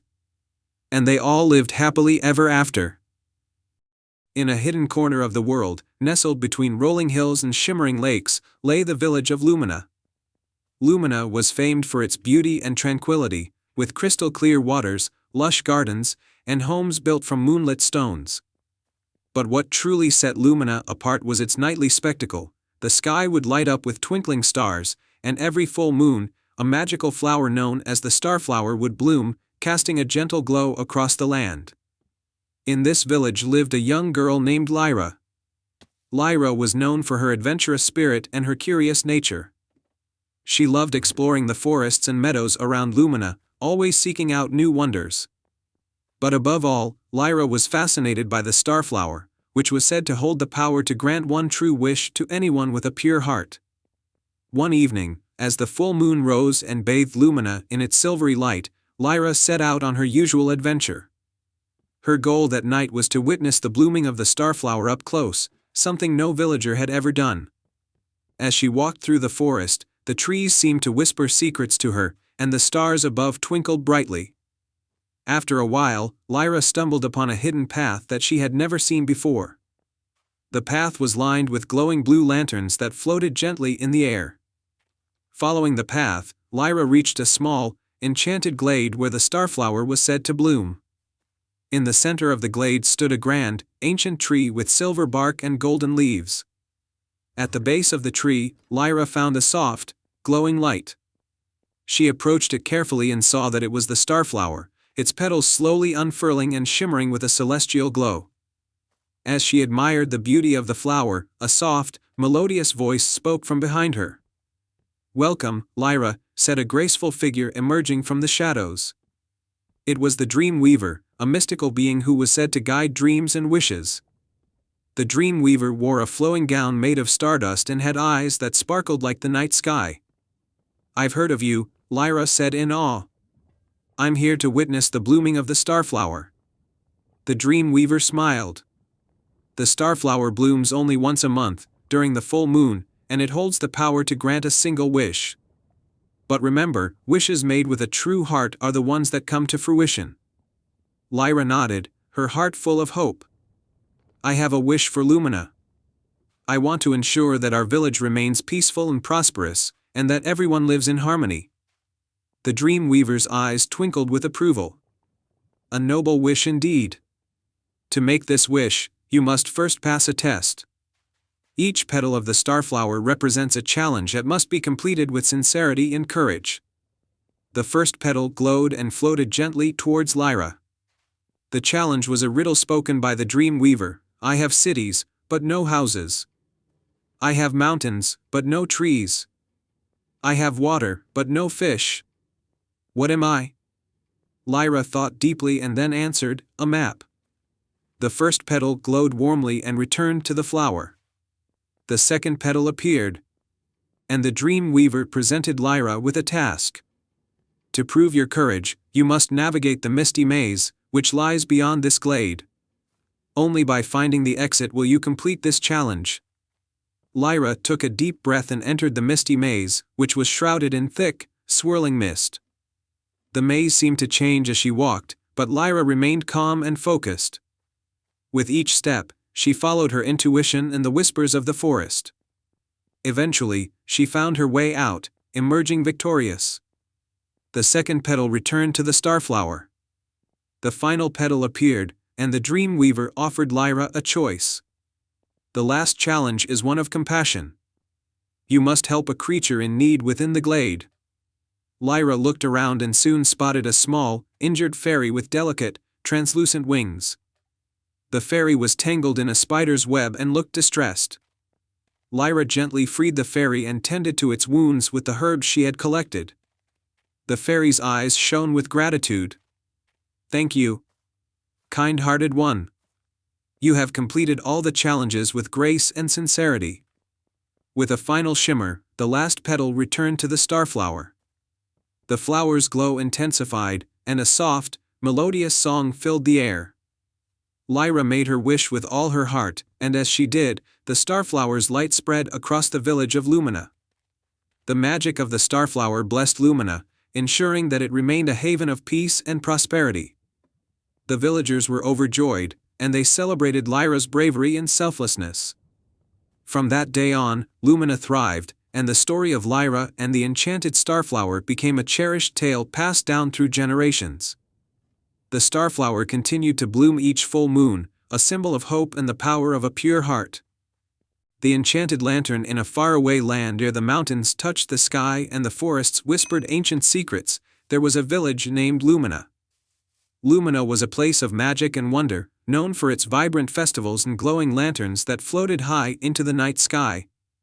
These lanterns were not just for show, they were said to carry wishes to the stars. In this village lived a young girl named Mira. Mira was known for her bright smile and her boundless curiosity. Her greatest dream was to see the world beyond Lumina and to find the legendary enchanted lantern, a mystical artifact said to grant a single wish to anyone who found it. The mysterious map. One crisp autumn evening, as the village prepared for the annual Lantern Festival, Mira discovered an old, dusty map hidden in her grandmother's attic. The map was adorned with intricate symbols and a glowing path leading to the enchanted lantern. Excited by her discovery, Mira decided to embark on a quest to find it. Before she left, Mira's grandmother gave her a small, silver locket that had been passed down through generations. This locket, her grandmother said, will guide you in times of need. Trust in its light and your heart. The journey begins with the map in hand and the locket around her neck. Mira set out on her adventure. The map led her through dense forests, over sparkling rivers, and up steep, misty mountains. Along the way, Mira encountered several magical creatures, a wise old owl, a playful brook sprite, and a gentle giant named Gorm. Each creature offered Mira a piece of advice. The owl spoke of the importance of wisdom and patience, the sprite warned her of hidden challenges, and Gorm advised her to rely on her courage and kindness. The hidden cavern. After days of traveling, Mira arrived at the base of a towering mountain. The map showed that the enchanted lantern was hidden in a secret cavern within the mountain. As she ventured into the dark cavern, the locket began to glow softly, illuminating her path. Inside the cavern, Mira faced a series of trials, a maze of glowing vines, a river of shimmering mist, and a bridge guarded by a riddle-speaking dragon. With the help of the locket's light and her newfound wisdom, Mira overcame each challenge with grace and determination. The enchanted lantern at last, Mira reached the heart of the cavern. There, on a pedestal bathed in a soft, golden light, was the enchanted lantern. It was more beautiful than she had ever imagined, with delicate patterns of starlight etched into its surface. Mira approached the lantern, her heart pounding with anticipation. She took a deep breath and made her wish. I wish for the happiness and well-being of my village and everyone in it. As soon as she spoke her wish, the enchanted lantern glowed brightly, and a warm, comforting light filled the cavern. The light seemed to flow through Mira, filling her with a sense of peace and joy. A magical return. When Mira returned to Lumina, she was greeted with astonishment and celebration. The village was flourishing like never before, crops were bountiful, the rivers sparkled with clarity, and the lanterns floated higher and brighter than ever. Mira's bravery and selflessness had brought immense joy and prosperity to her village. The villagers celebrated with a grand festival, lighting lanterns that soared into the night sky, each one carrying a piece of their gratitude and love. A lasting legacy. The story of Mira and the enchanted lantern became a cherished tale in Lumina. Mira was remembered not just as a brave adventurer but as a beacon of hope and kindness. The locket she had used on her journey was placed in a special place in the village square, a reminder of the magic that lies in every act of selflessness and every wish made from the heart. And so, the village of Lumina continued to shine brightly under the light of its lanterns, forever guided by the courage and kindness of a young girl who had sought to bring happiness to her world. Once upon a time, in a kingdom where the hills were covered in flowers and the rivers sparkled like diamonds, there was a peaceful village named Greenleaf. In this village lived a kind-hearted girl named Alara, who had a special bond with animals. She spent her days tending to the village garden and caring for the creatures of the forest. One day, while Alara was gathering wildflowers near the edge of the woods, she heard a faint, magical melody drifting through the air. Intrigued, she followed the sound and came upon a small clearing she had never seen before. In the center of the clearing stood an old, gnarled tree with golden leaves that shimmered in the sunlight. Perched on one of the branches was an exquisite songbird with feathers that glistened like a rainbow. The bird was singing the enchanting melody that had drawn Alara to this hidden grove. The song was so beautiful that it brought tears to Alara's eyes. As the bird finished its song, it looked down at Alara with wise, twinkling eyes. "Greetings, kind soul," the bird spoke in a voice as sweet as its song. "I am Lyra, the enchanted songbird. I have been waiting for someone with a pure heart to find me." Alara was astonished but managed to respond, "Hello, Lyra. Your song is so beautiful. Why have you been waiting for me?" Lyra fluttered her wings gracefully. "I have been enchanted by a spell that keeps me bound to this tree. The spell can only be broken by someone who truly understands the magic of kindness and love. If you help me, I can bring great joy to your village." Alara's eyes widened with hope. "How can I help you?" Lyra explained that in order to break the spell, Alara needed to gather 3 special items from the forest: the silver leaf, the moonstone petal, and the whispering feather. Each item was guarded by a magical creature and required a deed of kindness to obtain. Determined, Alara set off into the forest. Her first task was to find the silver leaf, which was guarded by a wise old tortoise named Terran. Terran lived by a tranquil pond and was known for his wisdom. When Alara reached the pond, Terran greeted her kindly. "To earn the silver leaf, you must help me gather herbs for my potion," he said. Alara agreed and spent the afternoon collecting herbs with Terran.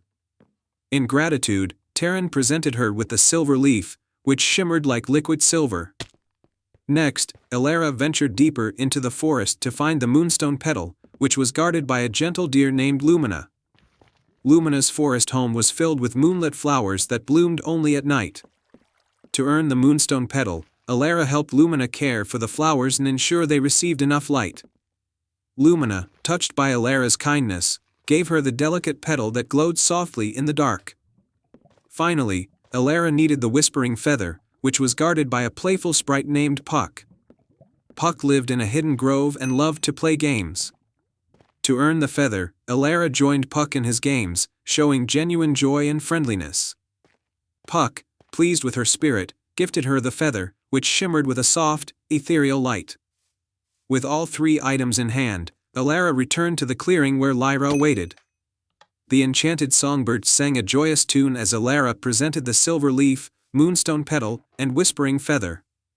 As Lyra touched each item, a burst of magic enveloped the grove, breaking the spell that had bound her to the tree. Lyra transformed into a beautiful fairy with shimmering wings. "Thank you, Elara. Your kindness has set me free. As a token of my gratitude, I will grant a blessing to your village." With a wave of her wand, Lyra sent a wave of magical light towards Greenleaf. The village was soon transformed into a place of extraordinary beauty and joy. Flowers bloomed in vibrant colors, the river sparkled even brighter, and the animals seemed to sing along with Lyra's melody. Elara returned to the village, where she was greeted with cheers and celebrations. The villagers were amazed by the transformation and grateful for the magic that had touched their lives. Elara shared the story of her adventure, and the tale of the enchanted songbird became a beloved legend in Greenleaf. From that day on, the village thrived in happiness and harmony, and Elara's name was remembered as the kind-hearted girl who brought magic and joy to Greenleaf through her deeds of love and kindness. Once upon a time, in a kingdom nestled between the Azure Sea and Emerald Forests, there lived a young girl named Evelina. Evelina was known for her golden hair, bright green eyes, and a heart full of dreams. She lived in the quaint village of Eldoria, where every corner was filled with laughter and every path led to an adventure. Evelina's best friend was a curious squirrel named Nutmeg, who often accompanied her on her daily explorations. One sunny morning, as they wandered through the forest, they stumbled upon a hidden, overgrown path that neither had ever seen before. Evelina, her curiosity piqued, decided to follow the path, with Nutmeg chattering excitedly on her shoulder. The path led them to a magnificent, sparkling waterfall that cascaded into a crystal-clear pool. At the edge of the pool was a large, ancient stone with mysterious runes carved into it. As Evelina traced her fingers over the runes, they began to glow, and a soft, melodious voice filled the air. "Brave traveler, you have found the Whispering Falls, the gateway to the Enchanted Grove. Within this grove lies the Amulet of Seraphina, a powerful artifact that can bring peace and prosperity to the land. But be warned, the path to the amulet is fraught with challenges that will test your heart, mind, and spirit." Evelina's eyes sparkled with determination. She had always dreamed of embarking on a great adventure and helping her village. With Nutmeg by her side, she stepped through the waterfall and into the Enchanted Grove. The grove was a place of wonder, filled with towering trees that seemed to touch the sky and flowers that glowed with an inner light. As Evelina and Nutmeg ventured deeper, they encountered their first challenge, a labyrinth of thorny vines. The vines twisted and turned, creating a maze that seemed impossible to navigate. Suddenly, a graceful deer appeared, its eyes wise and gentle. "To pass through the labyrinth, you must solve this riddle. I am not alive, but I grow. I don't have lungs, but I need air. I don't have a mouth, and I can drown. What am I?" Evelina thought for a moment, then smiled. "You are fire." The deer nodded and the thorny vines parted, revealing a clear path. Evelina and Nutmeg continued their journey, soon arriving at a shimmering pond guarded by a beautiful swan. The swan spoke in a voice like tinkling bells. "To cross this pond, you must show kindness. Bring life to this wilted flower," she said, pointing to a withered bloom at the pond's edge. Evelina knelt by the flower and gently cupped it in her hands. Remembering the stories her grandmother used to tell about the healing power of song, she began to sing a soft, sweet melody. As she sang, the flower began to revive, its petals unfurling and its color returning.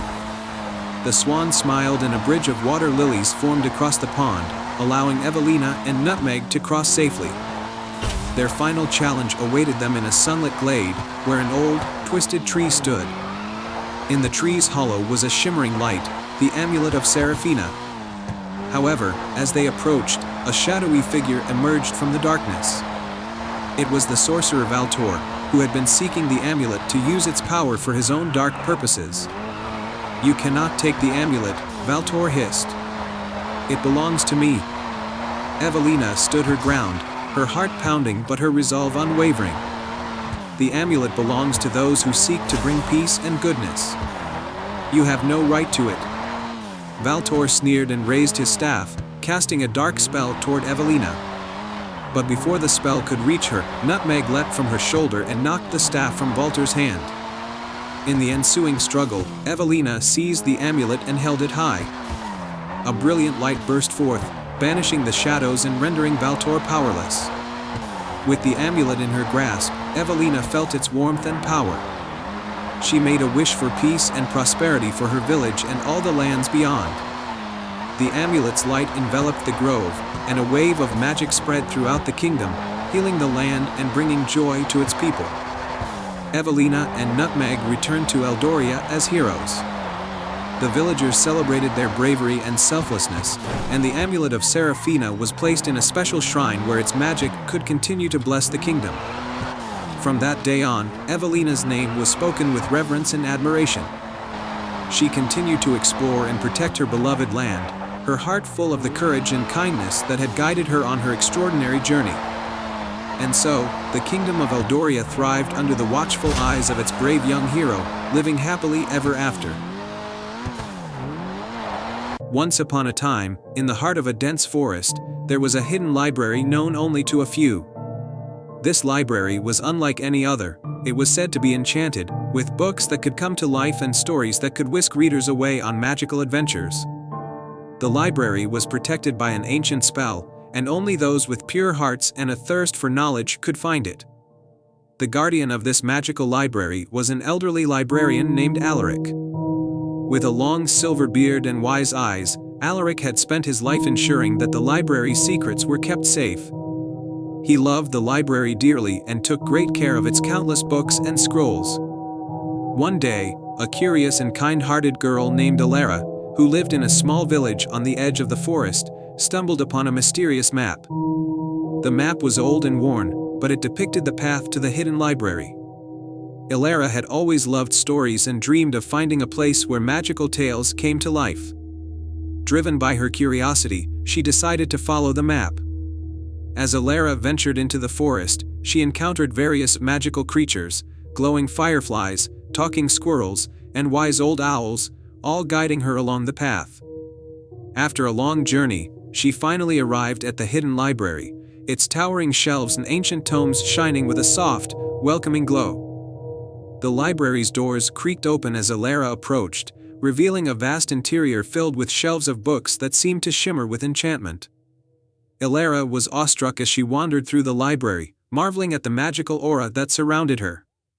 Alaric, the librarian, noticed her and welcomed her with a warm smile. "Welcome, young one," he said in a gentle voice. "It is rare to see a visitor with a heart so full of wonder and curiosity. What brings you to our enchanted library?" Alara, her eyes wide with amazement, replied, "I found this map and followed it here. I've always dreamed of finding a place where stories come to life.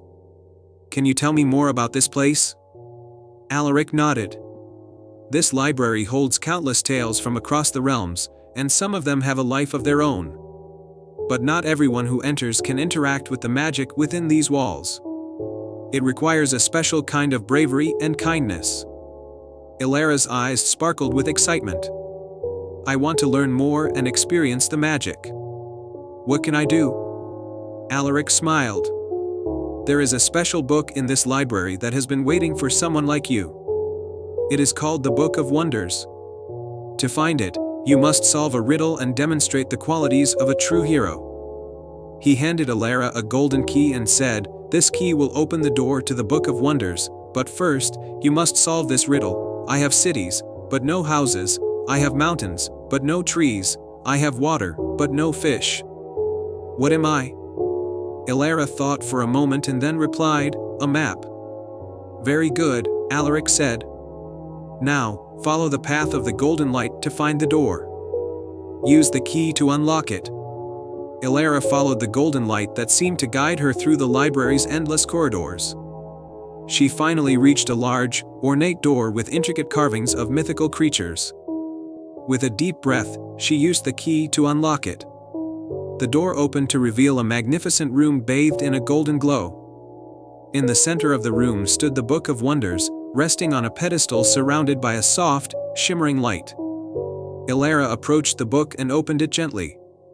As she did, the book's pages began to turn on their own, revealing stories of brave heroes, magical lands, and wondrous adventures. The room filled with the sounds of enchanting music, and images from the book came to life, swirling around Elara like a vivid dream. Suddenly, a voice echoed through the room. "Elara, you have shown great curiosity and bravery. The magic of this library is now yours to explore.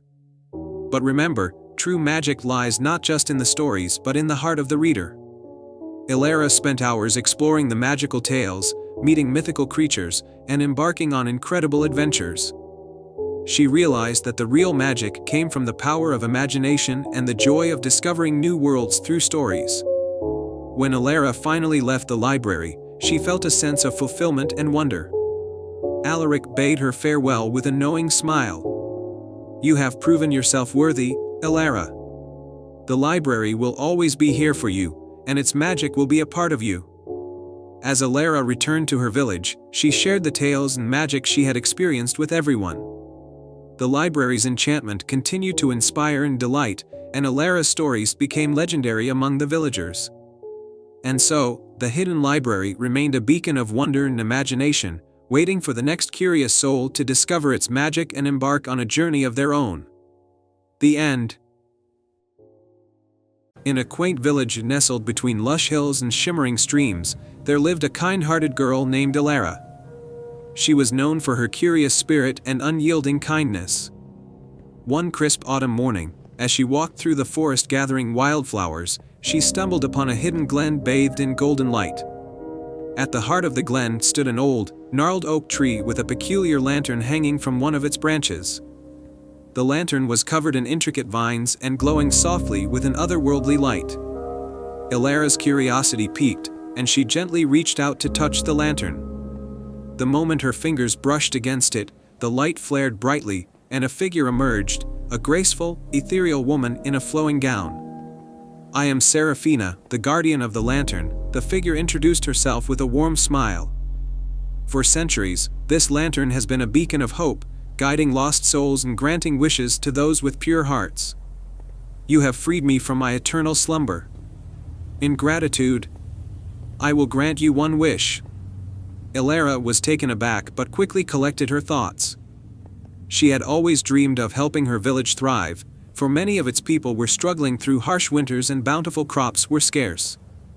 "I wish for my village to prosper, for everyone to have enough food, warmth, and happiness." Seraphina's eyes sparkled with approval. "A selfless wish indeed. But remember, true prosperity comes not only from abundance but from unity and kindness." With a graceful gesture, Seraphina touched the lantern, and a warm breeze swept through the glen. The light from the lantern spread across the village, touching every home, every field, and every heart. When Elara returned to the village, she was amazed to see it transformed.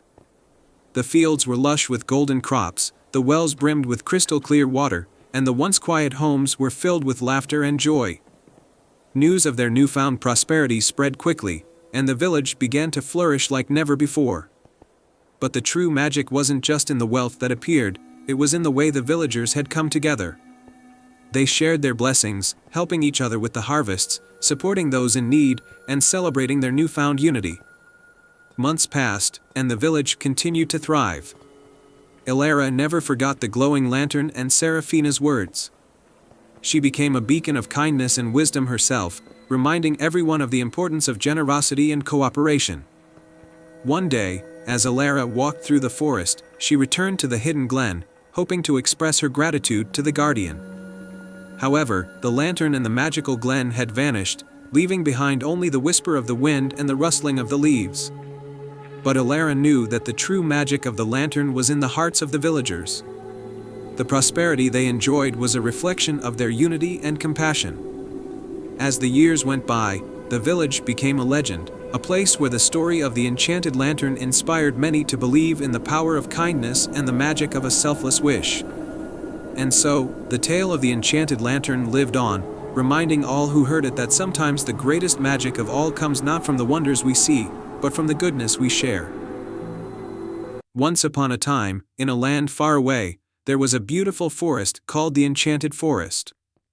The forest was filled with tall, ancient trees, sparkling streams, and colorful flowers. It was a place of magic, where animals could talk, and fairies lived among the trees. In this forest lived a little squirrel named Sammy. Sammy was small but very brave. He loved to explore the forest, climb the tallest trees, and find the best acorns. Sammy had many friends, including Benny the bunny, Tina the turtle, and Luna the fairy. One sunny day, as Sammy was gathering acorns, he heard a soft cry coming from the bushes. He quickly scampered over and found a tiny bird named Chirpy, who had hurt its wing and couldn't fly. "Oh no, Chirpy." "What happened?" asked Sammy. "I was trying to fly high and see the whole forest, but I hurt my wing," Chirpy replied sadly. "Don't worry, Chirpy. I'll take you to Luna. She knows how to heal wings," said Sammy. Sammy gently picked up Chirpy and hurried to Luna's home, which was a beautiful flower house hidden in a big oak tree. Luna was a kind fairy with sparkling wings and a warm smile. "Luna, can you help Chirpy?" "He hurt his wing," Sammy asked.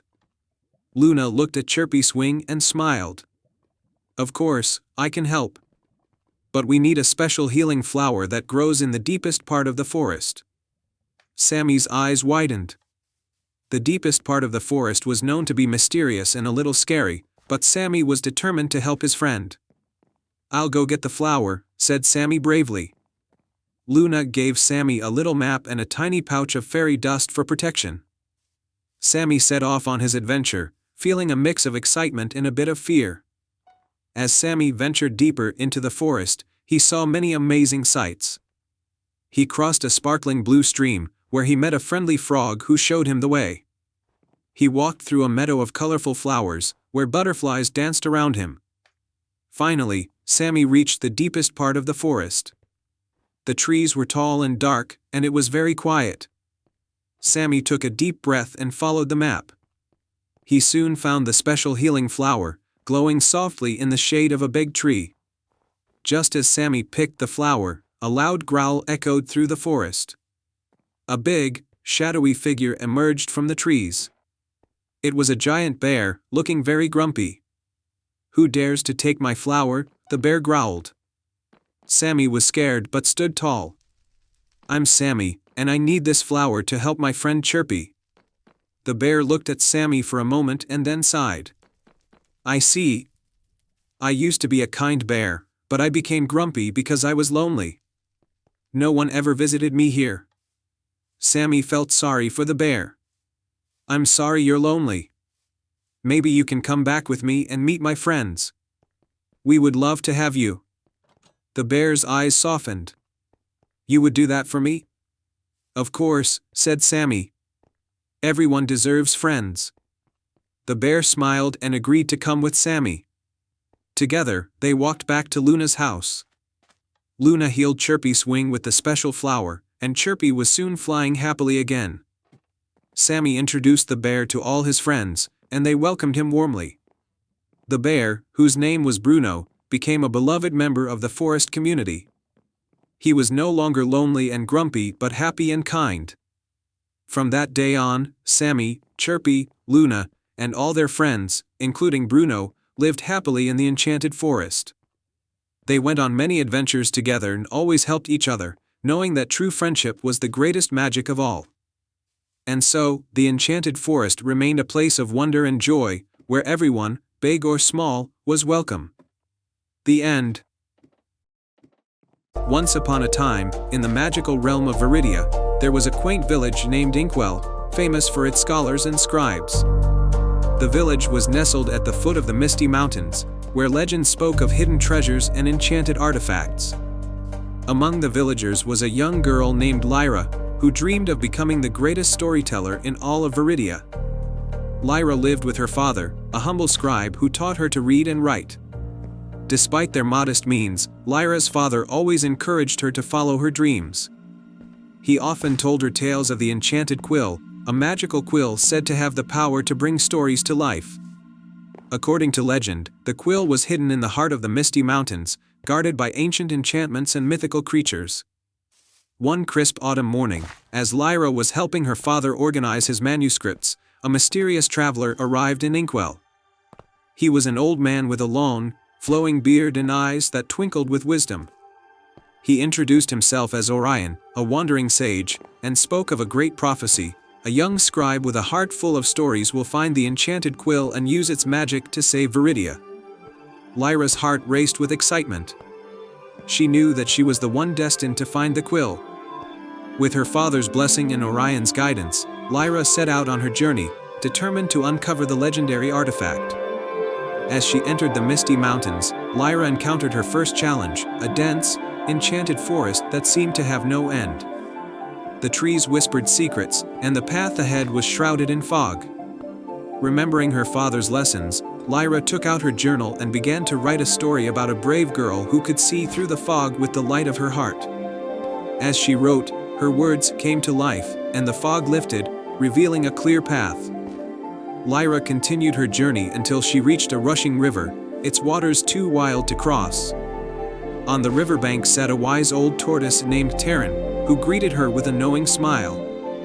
"To cross the river, you must answer a riddle," he said. "What is always in front of you but cannot be seen?" Lyra thought for a moment, then replied, "The future." Terran nodded in approval and revealed a hidden bridge that allowed Lyra to cross the river safely. On the other side, Lyra found herself at the entrance of a dark, winding cave. The cave was said to be the home of Nox, a fearsome dragon who guarded the enchanted quill. Summoning all her courage, Lyra ventured into the cave, where she was met by Nox's fiery breath and piercing eyes. "Why do you seek the enchanted quill?" Nox demanded, his voice echoing through the cavern. Lyra stood tall and replied, "I seek the quill to bring my stories to life and to save Viridia from the darkness that threatens it. My heart is pure, and my intentions are true." Nox studied her for a moment before nodding. "You have the heart of a true storyteller," he said. "But to claim the quill, you must pass one final test. Write a story that will touch my heart and prove your worthiness." Lyra sat down and, with trembling hands, began to write. She wrote about a lonely dragon who longed for friendship and a brave girl who saw the goodness within him. As she wrote, her words shimmered with magic, and the story unfolded before Nox's eyes. Tears glistened in Nox's eyes as he read her tale. "You have touched my heart, Lyra," he said. "The enchanted quill is yours." Nox led her to a hidden chamber deep within the cave, where the enchanted quill rested on a pedestal of crystal. The quill was more beautiful than Lyra had ever imagined, its feathers glimmering with a magical light. She took the quill with reverence, feeling its power coursing through her.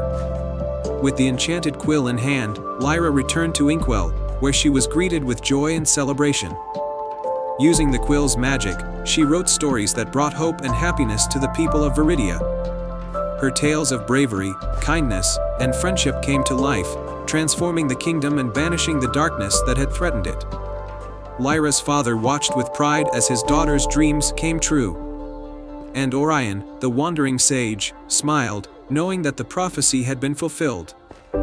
From that day on, Lyra was known as the greatest storyteller in all of Viridia. The enchanted quill remained a symbol of the magic that lies within every heart and the power of stories to change the world. And so, the kingdom of Viridia lived happily ever after, forever grateful to the young girl who used her words to weave a brighter future. The end. The magic of the starlit tree. Once upon a time, in a quaint village nestled between rolling hills and dense, mystical forests, there was a legend of a magnificent tree known as the Starlit Tree. This tree was said to grant one special wish each century to someone pure of heart, under the light of a rare blue moon. In this village lived a young boy named Finn. Finn was known for his kindness and his adventurous spirit. Every night, he would gaze up at the stars, dreaming of the wondrous starlit tree and its magical powers. The villagers often spoke of the tree's power to heal and bring happiness, but it had been many years since anyone had seen it. One evening, as Finn was helping his mother with the harvest, she shared that the blue moon would soon rise, making it the perfect time to seek out the starlit tree. Filled with excitement and determination, Finn decided to find the tree and use its magic to help his village, which had been struggling with a harsh drought. The quest begins early the next morning. Finn packed a small satchel with essentials, a map he had found in an old book, a loaf of bread, a flask of water, and a warm cloak. He set off into the forest, following the map's directions that led to the starlit tree. As Finn ventured deeper into the forest, he came across a babbling brook with sparkling water. The brook was blocked by a series of stepping stones, some of which were moving. He noticed a friendly frog sitting on a rock nearby. The first challenge, the frog's riddle. The frog croaked, "To cross this brook, you must answer my riddle. What has keys but cannot open locks, has space but no room, and you can enter but never go outside?" Finn thought for a moment and replied, "A piano." The frog hopped aside, revealing a stable path of stones. Finn carefully crossed the brook and continued his journey. The second challenge, the enchanted glade. As Finn walked further, he reached a beautiful glade where the trees were adorned with sparkling fireflies. In the center of the glade stood a wise old tree with a door carved into its trunk. A soft, ethereal voice spoke from the tree, "To proceed, you must solve this riddle. I can be cracked, made, told, and played. What am I?" Finn thought hard and then answered, "A joke." The door in the tree opened, revealing a glowing path that led deeper into the forest. Finn followed the path with hope in his heart. The final challenge, the starlit tree. The path led Finn to a hidden grove where the starlit tree stood, bathed in the soft, silvery light of the blue moon. The tree was adorned with shimmering leaves and delicate blossoms that twinkled like stars. At its base was a small, ornate box. Finn approached the tree, and a gentle voice spoke, "To use the magic of the starlit tree, you must make a wish from the heart, for the tree grants its magic to those who seek to help others." Finn closed his eyes and made his wish, "I wish for my village to have abundant water and fertile lands, so that everyone may prosper and be happy." As he spoke, the box at the base of the tree opened, and a soft, golden light poured out. The light spread across the grove, and Finn felt a warm, comforting breeze. The return home. When Finn returned to his village, he was greeted with awe and joy. The once dry fields were now lush and green, the river flowed freely, and the village was bustling with renewed energy and happiness. The villagers celebrated Finn's bravery and kindness. The magic of the starlit tree had brought prosperity and joy to everyone, and the tale of Finn's quest was told and retold for generations. The starlit tree became a symbol of hope and the power of selfless wishes. Finn's village thrived, forever touched by the magic of the tree and the heart of a young boy who wished for the happiness of others. And so, the village continued to prosper, illuminated by the gentle light of the starlit tree, and Finn's name was cherished for his courageous and noble quest. Once upon a time, in the heart of a lush and vibrant valley, there lay the mystical kingdom of Verdantia. This land was renowned for its eternal spring, where flowers of every hue carpeted the meadows and trees bore fruit year-round. The kingdom was ruled by a wise and benevolent king named Eric, who was adored by his people. Despite his prosperity and the beauty of his realm, King Eric harbored a secret sorrow. His beloved daughter, Princess Leora, had fallen under a mysterious enchantment and lay in a deep, unbreakable sleep. Princess Leora was known for her kindness and beauty, her laughter like the sweet melody of birds at dawn. One fateful day, she had ventured into the enchanted forest at the edge of Verdantia, a place teeming with magical creatures and ancient spells. She had sought to help a wounded fawn, but upon touching a cursed flower, she fell into her enchanted slumber. King Eric, desperate to save his daughter, consulted every mage and healer in the kingdom, but none could break the spell. One evening, as the king sat by Leora's bedside, a faint knock echoed through the chamber. An old woman, cloaked in tattered robes, stood at the threshold. "Who are you?" the king asked, his voice tinged with hope and suspicion. "I am Mirabelle, a seer from the distant mountains," the woman replied. "I have seen your plight and come to offer my aid." Mirabelle approached the sleeping princess and whispered ancient words over her, her eyes closed in concentration. After a long silence, she turned to the king. There is but one way to awaken her, Mirabelle said. You must find the heart of the glimmering lake, a gem of unparalleled beauty and magic. It is guarded by the spirit of the waters, who will grant it only to one who shows true bravery and selflessness. Determined to save his daughter, King Eric embarked on the perilous journey. He traveled for days through treacherous terrain, guided by Mirabelle's visions. Finally, he reached the glimmering lake, its waters sparkling under the moonlight like a bed of diamonds. In the center of the lake stood a small island, and on it, a stone pedestal cradling the heart of the glimmering lake, a radiant gem that pulsed with a soft, ethereal light. As King Eric waded into the water, a figure emerged from the depths, a graceful spirit with flowing hair that shimmered like the lake's surface. Who dares seek the heart of the glimmering lake? The spirit's voice echoed, both gentle and powerful. It is I, King Eric of Verdantia, he replied. I seek the gem to save my daughter, Princess Leora, from an enchanted sleep. The spirit gazed into Eric's eyes, seeing the depth of his love and determination. To take the heart, you must first pass a test of courage and sacrifice. With a wave of her hand, the spirit conjured a swirling vortex in the water, revealing a vision of Verdantia under siege by dark forces. Eric saw his people in peril, their faces filled with fear. Would you forsake your quest to save your kingdom? The spirit asked. King Eric's heart ached at the sight, but his resolve was unwavering. My people are strong and will endure. If I save my daughter, she will bring hope and light back to our kingdom. The spirit nodded, a soft smile playing on her lips. You have proven your bravery and selflessness, King Eric. The heart of the glimmering lake is yours. As Eric reached for the gem, it transformed into a brilliant beam of light that enveloped him. He felt a surge of warmth and power course through him before finding himself back in Leora's chamber, the heart of the glimmering lake now in his hand. With trembling fingers, Eric placed the gem on Leora's chest. The room filled with radiant light, and slowly, Leora's eyes fluttered open. She gazed up at her father, a smile of pure joy spreading across her face. Father, she whispered, I dreamed of a great journey, and I knew you would save me. Tears of relief and happiness streamed down King Eric's face as he embraced his daughter. News of Princess Leora's awakening spread throughout Verdantia, and the kingdom rejoiced. With her return, the land flourished even more, her presence bringing an even greater sense of hope and prosperity. King Eric and Princess Leora ruled Verdantia together, their bond stronger than ever. The heart of the glimmering lake was placed in a sacred hall, a reminder of the power of love, bravery, and sacrifice. And so, Verdantia thrived, a testament to the enduring strength of a father's love and the magic that lies within a true heart. In a quaint village nestled at the edge of a great forest, there lived a humble lantern maker named Elias. Elias was known for crafting the most beautiful lanterns, each one filled with a soft, magical glow that seemed to dance with its own light. His lanterns were cherished by all the villagers, who used them to light up their homes and festivals. One crisp autumn evening, as Elias was closing his workshop, a mysterious old woman appeared at his door.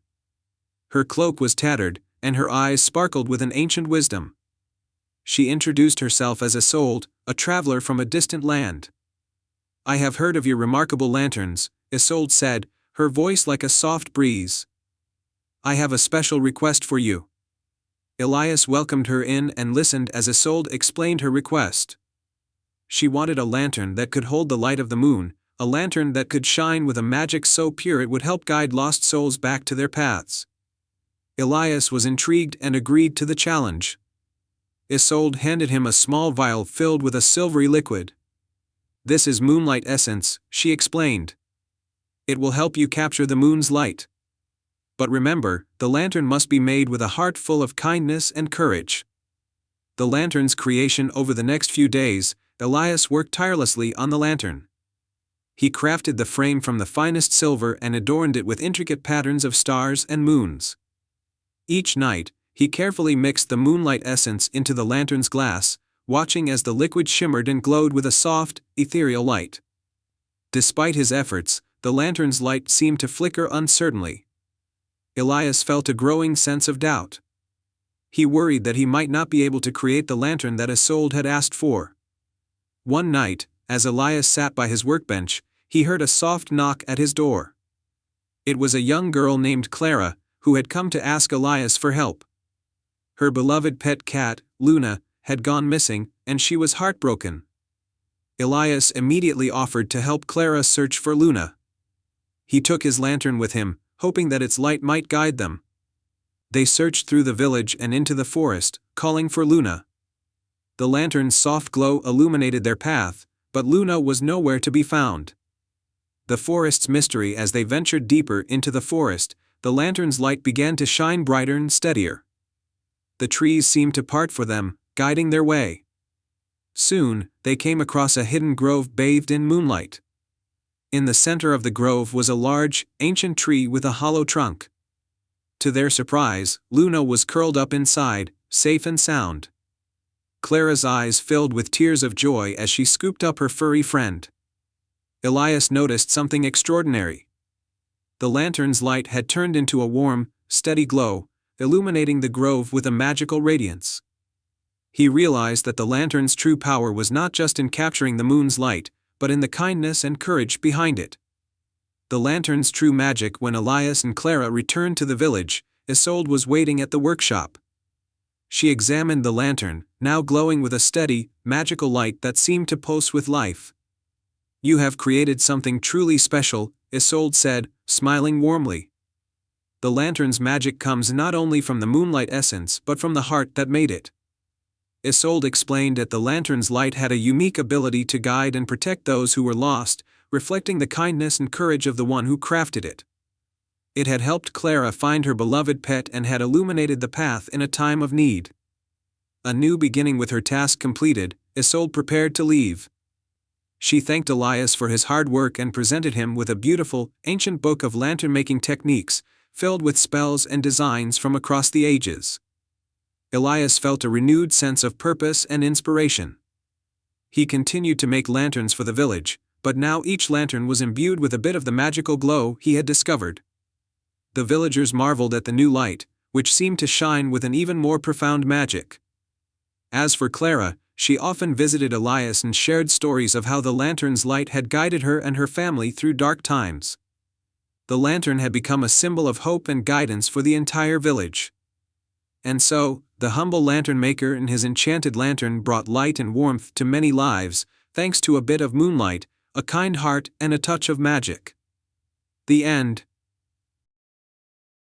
In a quaint village surrounded by lush meadows and a sparkling river, there stood an ancient willow tree known as the Whispering Willow. It was said that this tree could talk to those who truly listened. The villagers, though fascinated, only spoke of it in hushed tones, for they believed it was a tree of magic. One day, a kind-hearted girl named Elara moved to the village with her family. Elara loved nature and spent her days exploring the woods and fields. One sunny afternoon, she wandered over to the Whispering Willow, intrigued by the stories she had heard. As Elara sat under the willow's drooping branches, she closed her eyes and listened carefully. At first, there was only the sound of rustling leaves. But then, a soft, melodious voice spoke. "Welcome, Elara," the tree said gently. "I've been waiting for someone who truly cares for the world around her." Elara opened her eyes in surprise. "You can talk?" "Yes," the willow replied with a sigh. "I am the guardian of the forest, but my magic is fading. A precious gem, the heart of the forest, has been stolen by a greedy wizard. Without it, my power wanes, and the forest's magic diminishes." Elara's heart went out to the willow. "What can I do to help?" "The heart of the forest is hidden deep within the enchanted cavern, guarded by magical creatures. To retrieve it, you must solve 3 riddles," said the willow. "Do you accept this quest?" Without hesitation, Elara nodded. "I will do my best." The willow gave her a silver compass that glowed softly. "Follow this compass. It will guide you on your journey." Elara thanked the willow and set off, guided by the compass. She ventured into the dense forest, where the trees seemed to whisper secrets. After a while, she reached the entrance to the enchanted cavern. The entrance was guarded by a friendly dragon named Ignis. "I'll let you enter," Ignis said, "but only if you solve my riddle. Are you ready?" Elara nodded. Ignis's eyes glowed as he recited the riddle. "I am not alive, but I grow. I don't have lungs, but I need air. I don't have a mouth, but water kills me. What am I?" Elara thought for a moment. "A fire," she exclaimed. Ignis's scales shimmered with approval. "Correct. You may enter." Inside the cavern, Elara saw glowing crystals and heard the gentle hum of magic. She followed the compass until she came to a shimmering pool with a second guardian, a graceful water nymph named Naya. "Hello," Naya said. "To pass, you must answer my riddle. I can be cracked, made, told, and played. What am I?" Elara pondered the riddle and then smiled. "A joke." Naya clapped her hands in delight. "Well done. You may proceed." Elara continued deeper into the cavern until she reached a majestic hall filled with soft, golden light. At the center was a pedestal with the heart of the forest glowing brightly. But guarding it was a wise old owl named Orin. "Before you take the heart," Orin said, "you must solve one final riddle. The more you take, the more you leave behind." "What am I?" Elara thought deeply and then answered confidently. "Footsteps." Orin's eyes twinkled. "You have answered all 3 riddles correctly. The heart of the forest is yours to take." Elara carefully picked up the heart of the forest, feeling its warmth. She thanked Orin and made her way back to the Whispering Willow. When Elara returned, the willow's branches seemed to glow with renewed strength. The tree's voice was filled with gratitude. "You have saved the forest's magic," said the willow. "As a reward, I will grant you a single wish." Elara thought about the village and the forest that had become her home. "I wish for the forest to always be protected and for the village to flourish," she said. The willow's branches shimmered, and a gentle breeze carried Elara's wish through the land. The forest grew even more vibrant, and the village thrived with the magic restored. From that day on, Elara continued to explore and care for the forest, and she became known as the village's guardian. The Whispering Willow stood tall, its magic ever strong, and the villagers would often hear the rustling leaves telling stories of bravery and kindness. And so, Elara's tale was passed down through generations, reminding everyone that even the smallest acts of courage and compassion could restore the magic in the world. Once upon a time, in a kingdom surrounded by rolling hills and enchanted forests, there was a bustling village named Fernwood. Fernwood was known for its vibrant gardens, warm-hearted people, and the mysterious moonlit grove at the edge of the village. The grove was said to be a place of magic and wonder, visited only when the moon was full. In Fernwood lived a kind-hearted girl named Elara. Elara was known for her love of animals and her curiosity about the world. Every month, on the night of the full moon, she would visit the moonlit grove, hoping to uncover its secrets.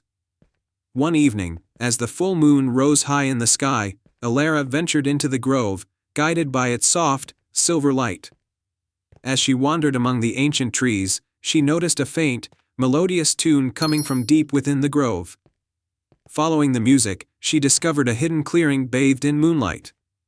In the center of the clearing was a beautiful, glowing pond. Around the pond danced tiny, ethereal fairies whose wings sparkled like diamonds. At the edge of the pond, on a grand stone pedestal, was a magnificent crystal known as the Moonstone. Its light was mesmerizing, casting gentle reflections across the water. As Elara approached the Moonstone, a soft, musical voice spoke from the pond. "Welcome, Elara. You have been chosen for a special task." Elara looked around in awe. "Who are you? How do you know my name?" The voice responded, "I am the guardian of the Moonstone. The Moonstone holds the power to protect our world from encroaching darkness, but its magic has begun to fade. To restore its power, you must embark on a journey to find the lost fragments of the Moonstone scattered across the kingdom." Elara felt a surge of excitement and determination. "I will find the fragments and restore the Moonstone's magic." The guardian nodded. Your first fragment is hidden in the Whispering Caves, deep within the Frosted Mountains. Each fragment is guarded by a challenge that will test your heart and courage. With a newfound sense of purpose, Elara set off on her quest. Her journey took her through the Frosted Mountains, where she braved icy winds and treacherous paths to reach the Whispering Caves. Inside the caves, she encountered a labyrinth of shimmering ice formations. At the heart of the labyrinth, Elara found the first fragment of the Moonstone, encased in a block of ice. To retrieve it, she had to solve a riddle spoken by a magical ice spirit. I am not alive, but I grow. I do not have lungs, but I need air. I do not have a mouth, but water kills me. What am I? Elara thought carefully and answered, a fire. The ice spirit granted her passage, and Elara retrieved the fragment. She continued her journey, guided by the light of the Moonstone. The second fragment was hidden in the enchanted forest, guarded by a wise old tree. The tree posed a challenge that required Elara to demonstrate her kindness. A small, injured squirrel needed help, and Elara carefully tended to its wounds and provided it with food. The grateful squirrel led her to the second fragment, hidden beneath its nest. Elara's final challenge took her to the desert of shifting sands. The last fragment was buried in the vast desert, and she had to navigate the ever-changing dunes to find it. Along the way, she encountered a weary traveler in need of assistance. Elara shared her provisions and guided the traveler to safety, earning the traveler's gratitude and the final fragment. With all three fragments in hand, Elara returned to the moonlit grove. The fairies greeted her with joy, and she placed the fragments around the Moonstone. As the fragments were set in place, the Moonstone's light grew brighter and more vibrant, filling the grove with a warm, protective glow. The guardian of the Moonstone appeared and thanked Elara. You have restored the Moonstone's power and saved our world from darkness. Your bravery and kindness have proven your worth. Elara smiled, feeling a deep sense of fulfillment. The Moonstone's magic continued to shine brightly, protecting Fernwood and its surrounding lands. Elara returned to her village as a hero, and her tale of adventure and bravery became a cherished story in Fernwood. The moonlit grove remained a place of wonder and magic, and Elara's kindness and courage continued to inspire all who heard her story. And so, the kingdom flourished under the protection of the Moonstone, and Elara's heart remained full of adventure and joy. And they all lived happily ever after. The enchanted lantern. In a land where the mountains met the clouds and rivers sparkled with enchantment, there was a village called Luminera. Luminera was renowned for its annual Festival of Lights, a magical celebration where lanterns filled the sky, lighting up the night with 1,000 glimmers. The festival was said to be guided by the magic of a legendary lantern hidden deep in the heart of the enchanted forest. In this village lived a young girl named Mira, known for her boundless curiosity and kind heart. Despite the joy of the festival, Mira felt that something was missing in her life. She longed to discover the true source of the lantern's magic and find her own place in the world. The lantern's call. One crisp autumn evening, as the Festival of Lights approached, Mira found an old, ornate lantern while exploring the attic of her family's cottage. The lantern was beautifully decorated with intricate patterns and had a faint, glowing light emanating from within. Attached to it was a note that read, "To uncover the true magic of the festival, follow the light of the lantern to the heart of the enchanted forest." With excitement and determination, Mira decided to follow the lantern's glow. She set out on her journey as twilight descended, the village lights fading behind her. The enchanted forest was a place of wonder, with trees that whispered ancient secrets and flowers that glowed softly in the moonlight. The lantern's light guided Mira through the forest's winding paths, illuminating her way and casting enchanting shadows.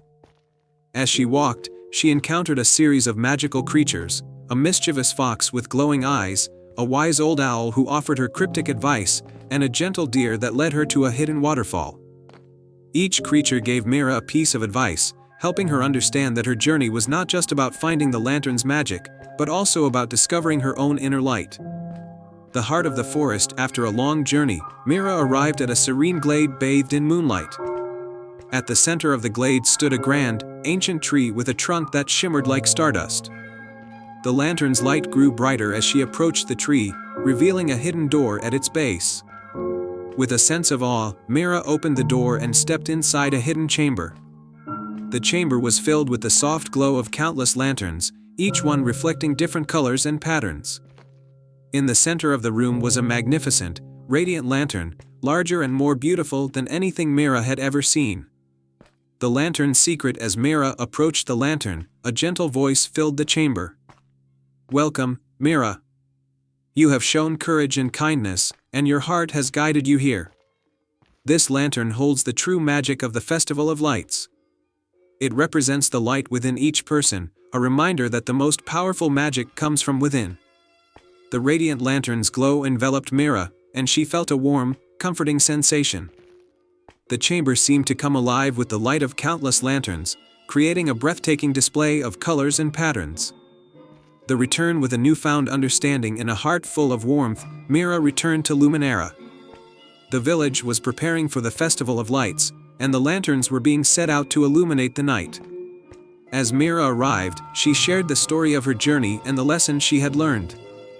The villagers listened in awe and joined her in celebrating not just the festival, but the magic within each of them. The Festival of Lights that year was the most beautiful Luminera had ever seen. The lanterns sparkled with a newfound brilliance, and the night sky was filled with the glow of hope and unity. Mira's story became a cherished tale in the village, a reminder of the light that resides in every heart. The legacy from that day on, the villagers of Luminera celebrated the Festival of Lights with even greater joy and appreciation. The lanterns were not just symbols of the festival, but of the inner light that each person carried. Mira continued to explore and share her wisdom, becoming a beloved figure in the village. And so, Luminera remained a place of magic and wonder, forever illuminated by the lanterns that reflected the true essence of its people. Once upon a time, in the bustling kingdom of Veridonia, there was a legend about a magical artifact known as the Golden Compass. This compass was said to possess the extraordinary power to guide its holder to their heart's true desire. It had been lost for centuries, hidden away in a distant and mysterious land. The kingdom's current ruler, King Cedric, was wise but troubled. His kingdom was in turmoil, suffering from a lack of unity among its people. The king believed that finding the Golden Compass could restore harmony and lead the kingdom to a brighter future. He summoned his bravest and most trusted knight, Sir Rowan, and tasked him with the quest to find the compass. Sir Rowan, known for his courage and honor, accepted the challenge with determination. He prepared for his journey, bringing along his loyal horse, Astra, and a small pouch of supplies. The only clue he had was an old map that depicted a series of challenges leading to the compass's location. His journey began in the Whispering Forest, where the trees were said to murmur secrets and stories of old. As Sir Rowan ventured deeper into the forest, he encountered a playful sprite named Elara. She had bright, sparkling wings and a mischievous smile. To find the compass, Elara said, "You must solve my riddle." Elara's riddle was, "I have cities, but no houses. I have mountains, but no trees. I have water, but no fish. What am I?" Sir Rowan thought hard and finally answered, "A map." Elara clapped her hands in delight. "Correct. I will guide you to the next part of your journey. But beware, the path ahead is fraught with peril." Following Elara's directions, Sir Rowan reached a towering mountain range. The next challenge was to cross a treacherous gorge with a rickety old bridge. At the bridge's entrance stood a wise old giant named Thorn, who guarded the path. "To cross, you must prove your strength and bravery," Thorn said with a deep voice. "But remember, true strength lies not in physical might but in the heart." Sir Rowan approached the bridge, where he found a series of tasks that tested his courage and compassion. He helped a stranded traveler and rescued a small creature caught in a net. Each act of kindness made the bridge more stable and sturdy. Finally, with a final test of crossing the bridge while carrying a heavy load, Sir Rowan showed his unwavering resolve. Thorn, impressed by Sir Rowan's bravery and heart, allowed him to pass. "You have proven yourself worthy. Continue on, and you will find the compass in the Land of Shadows." Sir Rowan traveled through the mountains and arrived in the Land of Shadows, a realm cloaked in mist and mystery. Here, he encountered an enigmatic figure cloaked in darkness, known as the Shadow Keeper. The Shadow Keeper challenged Sir Rowan with a final trial. To find the golden compass, the Shadow Keeper intoned, "You must confront your greatest fear and find the light within." Sir Rowan, with Astra by his side, faced the darkness of the land of shadows. He discovered that his greatest fear was the doubt in his own abilities. Through courage and self-belief, he found that the light he needed was within him all alone. The darkness began to lift, revealing a hidden temple where the golden compass rested. Sir Rowan approached the compass, which gleamed with a warm, golden light. As he touched it, the compass began to spin, pointing toward a distant location in Veridonia. Sir Rowan understood that the compass's true power was not just in finding hidden treasures but in guiding hearts and minds towards their true desires.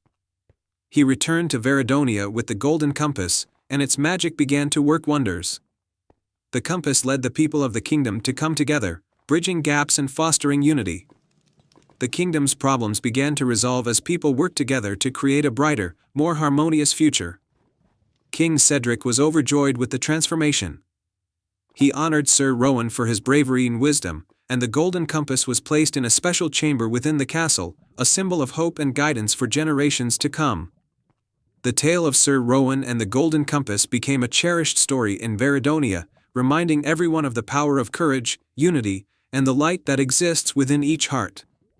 And so, the kingdom of Veridonia flourished in peace and harmony, with Sir Rowan and his companions living happily, knowing they had made a lasting difference.